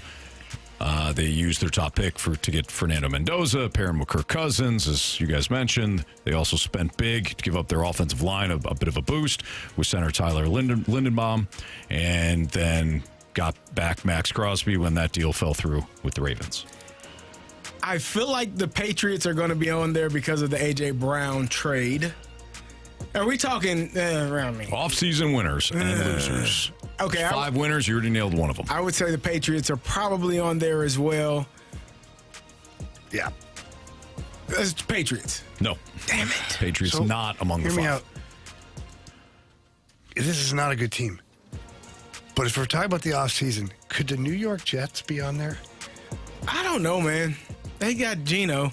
But they made a lot of pretty good moves. Or Cleveland Browns? I was thinking Cincinnati, actually, because of the addition of Dexter Lawrence. By not even acknowledging it, he says no.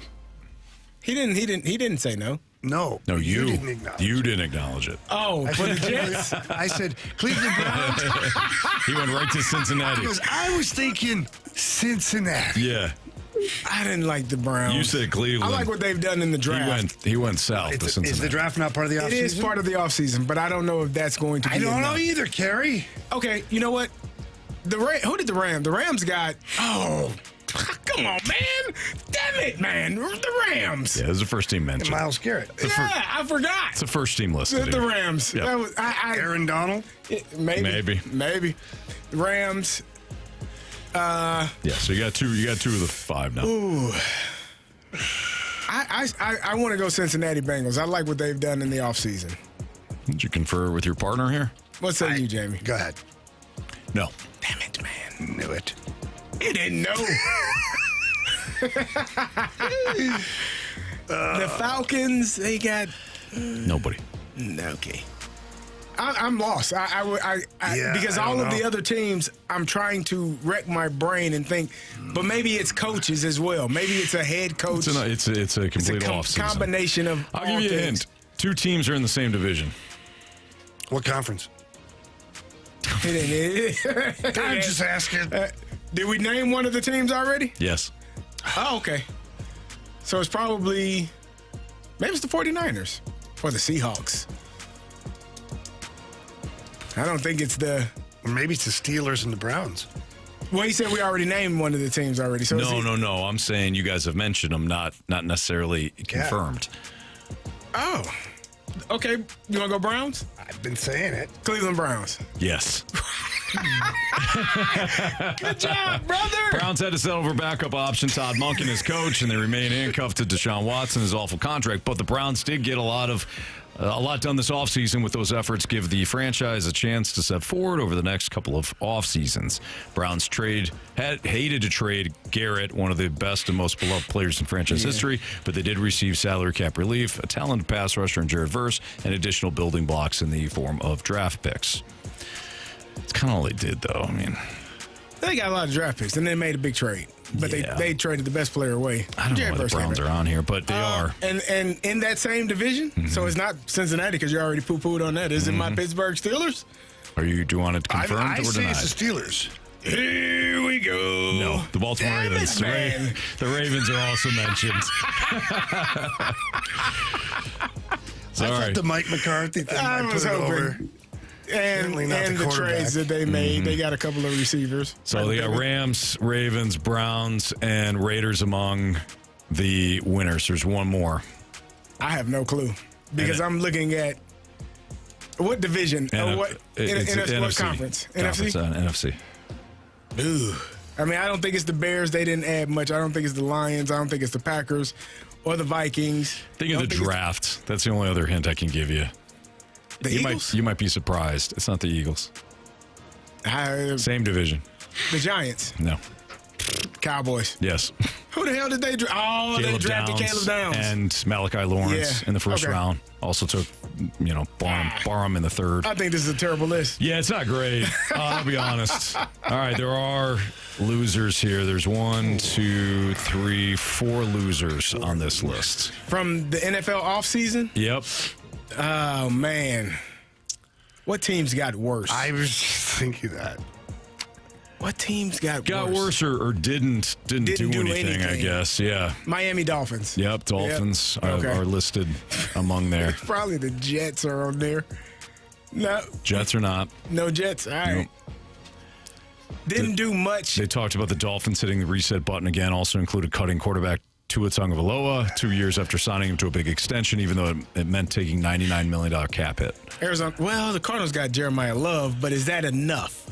It is not. They are among the losers. Okay. They did hire Mike LaFleur. The wrong LaFleur. Well, okay. Well, I don't say that. But he's not. Different LaFleur. I don't know how many teams were real interested in hiring Mike LaFleur, you know? I mean, think about the offseason. Think about the coaching cycle this offseason.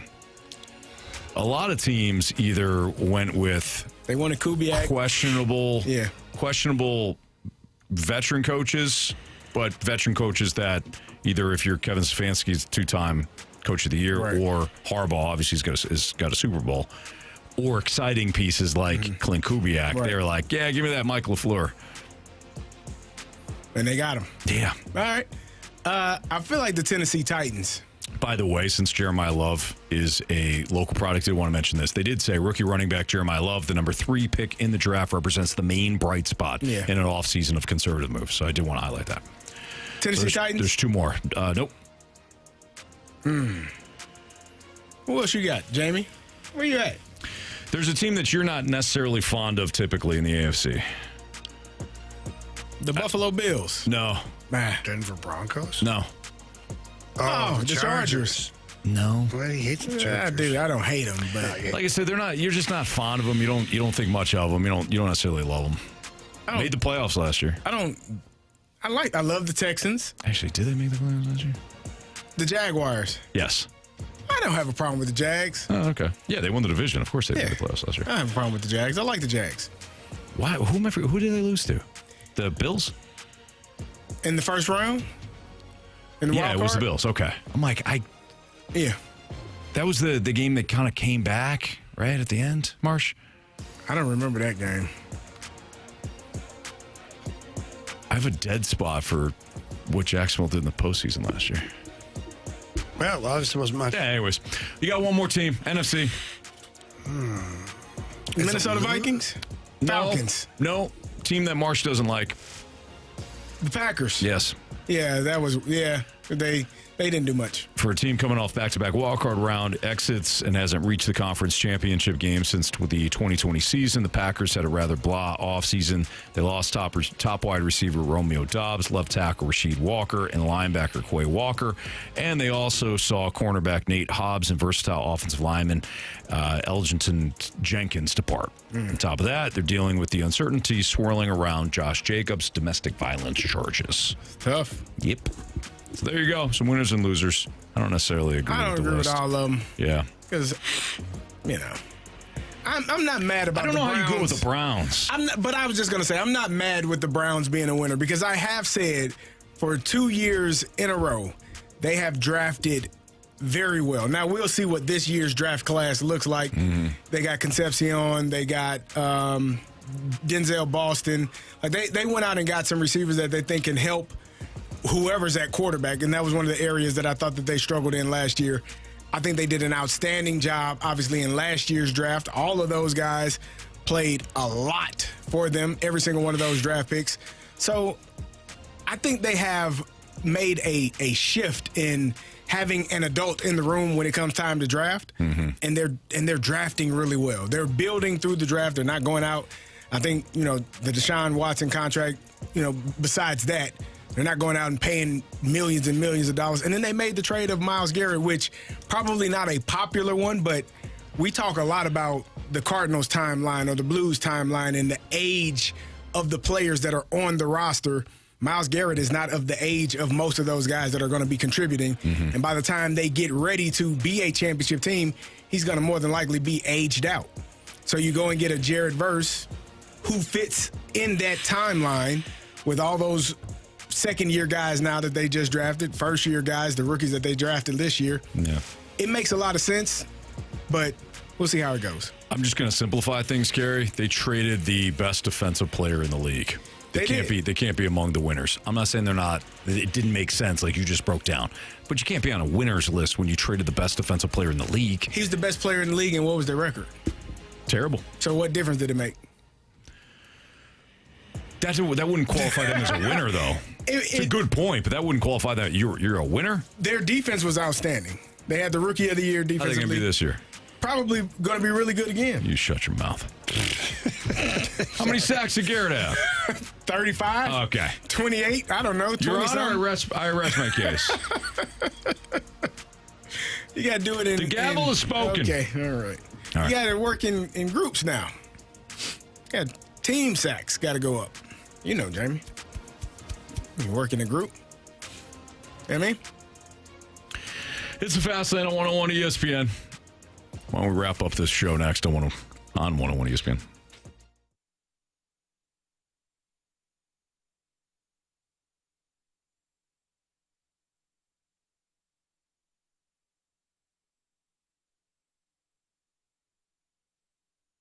Cheap, fun. Let's get dirty as we get ready for July 4th. Gonna have a little get-together at the Rivers house. First things first, we always got to call my friends over at Dirt Cheap. Hey, we've got so many great selections over there. You stock up the cooler with the beer, the seltzers, the little airplane bottles for some little celebratory shots on the 4th of July. Really is going to be a great time. And the best part is I can get on the app and place my order, and then I just swing by and pick it up. Download the Dirt Cheap Rewards app and start saving instantly. Every dollar you spend earns you points that you can use in store. And they also have great events listed on the app and in-store tastings and things like that are available only through the Dirt Cheap app. It's super easy. Just get up there, you punch in your phone number. That becomes your membership number, and you are saving immediately. And why wouldn't you be with Dirt Cheap? They've got great inventory right now, stocked up big time, ready to go for the 4th of July. So get in there and find exactly what you're looking for. For more information on any of these things, visit dirtcheapfunfun.com. Again, that's dirtcheapfunfun.com. Whatever your tastes are, you will find them at Dirt Cheap. Remember to have fun, but please be careful out there. This month at Auto Centers Nissan, they have over 1,000 new and used vehicles.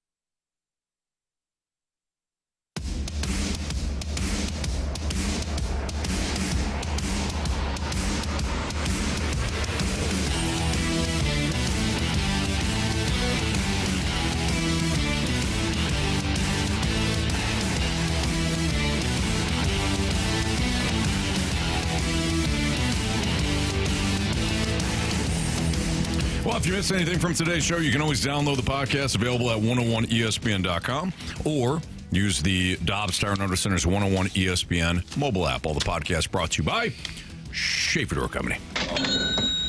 All right, Marsh, you want to do some criticisms and or compliments? Criticisms and compliments. All right, this one comes from Curb Stomp. Today's show as a whole, Heat Wave was a banger equal to the Blues draft night. Way to start the week strong. What I learned today is that Staltz dumps animals instead of a proper burial. Hashtag shout out to the snake pit.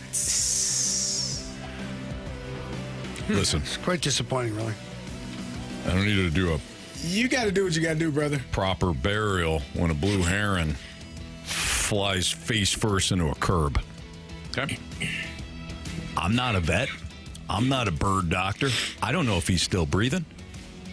Hey, I gave him a chance. The guy who digs the graves at the cemetery, he's not a vet or a doctor either. No, but by that point, Just saying. by that point, Jamie, he's got documentation to say that And you this didn't? person absolutely is dead. And you didn't have that documentation? No. I No, didn't. eh? I followed protocol that night. Did you? Mm-hmm. Yeah. Huh.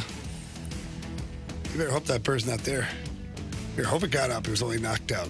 It was. I saw him fly off. We're going to go over there tomorrow, Carey. Do some research, recon. We're a team together. Check those Yeah, woods. you'll probably see a whole blue heron family now. Check those woods. See if there's any little bones that are laying over there. If there are, coming for you. Shameful. Marsh? Yeah, I brought up the 6-1 hate earlier. He says Army failed to get Ivar Stenberg. But you guys are okay with that. I'm okay with it. Yeah. Considering it wasn't a Honestly, possibility. At number 11, he was long Ridiculous gone. is that? It's been. Don't do it. I know. You're right. Don't do it. Yep, we're okay Just with it. He wasn't there at 11, unfortunately. We Yeah. tried. Even though Army. Just I know. don't engage. I know. Woosah.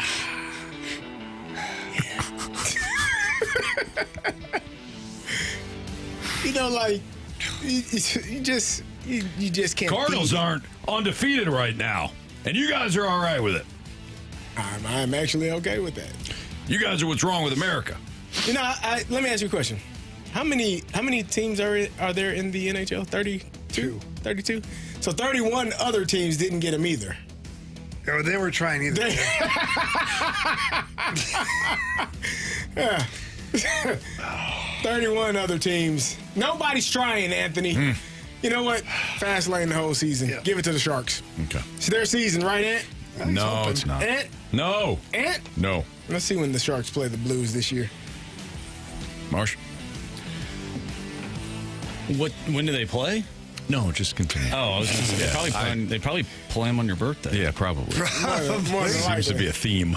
Yeah. Yeah. They're doing this on purpose. All right, let's do our 3 stars. Let's do it. It's time for the Fast Lane's 3 Stars of the Day, presented by Circus Sports. No bet fees ever with the world's largest sports book, now at your fingertips in Illinois and Missouri. All right, our 3rd star of the day goes out to the poet from St. Louis, the great poet, as Carey called him, Nelly. Yep. Poet. Cornell Haynes. Something called him. She was not a winner. Underwear. 3 nobody remembers. Our 2nd star of the day goes out to Carey's Super Bowl participation rate. Yeah. Give those out like candy, I guess. It's a good thing those things aren't hard to win, you know? I mean, one of the hardest things ever. Jeez. Most accomplished thing you ever did? Have to sit down and One talk. of the. And our 1st star of the day, we're going to give it to Craig and Marshall for fixing this microphone. There you go, Craig and Marshall. Came in here. Nice job. Dynamic duo. Yep. Good job, boys. Thank you. They did it. By the way, Look at this. Germany thought they had the game-winning goal against Paraguay, and instead they checked it and decided that now we didn't hear it, but it had to be goaltender interference. Is that a thing? You can't rough that guy up? Nah. Because I was watching he bumped earlier. into him. He totally and then flopped. a second and a half later, he falls to the Come on, ground. man. As he's falling, he's look at me, I'm So falling. I guess flopping does pay. It did here. Yeah. For Paraguay. Keep your life. Keep your World Cup life alive. If there's the soccer gods will make sure that Germany wins this game. So if not, then there is no soccer gods. That'll do it for us. See you.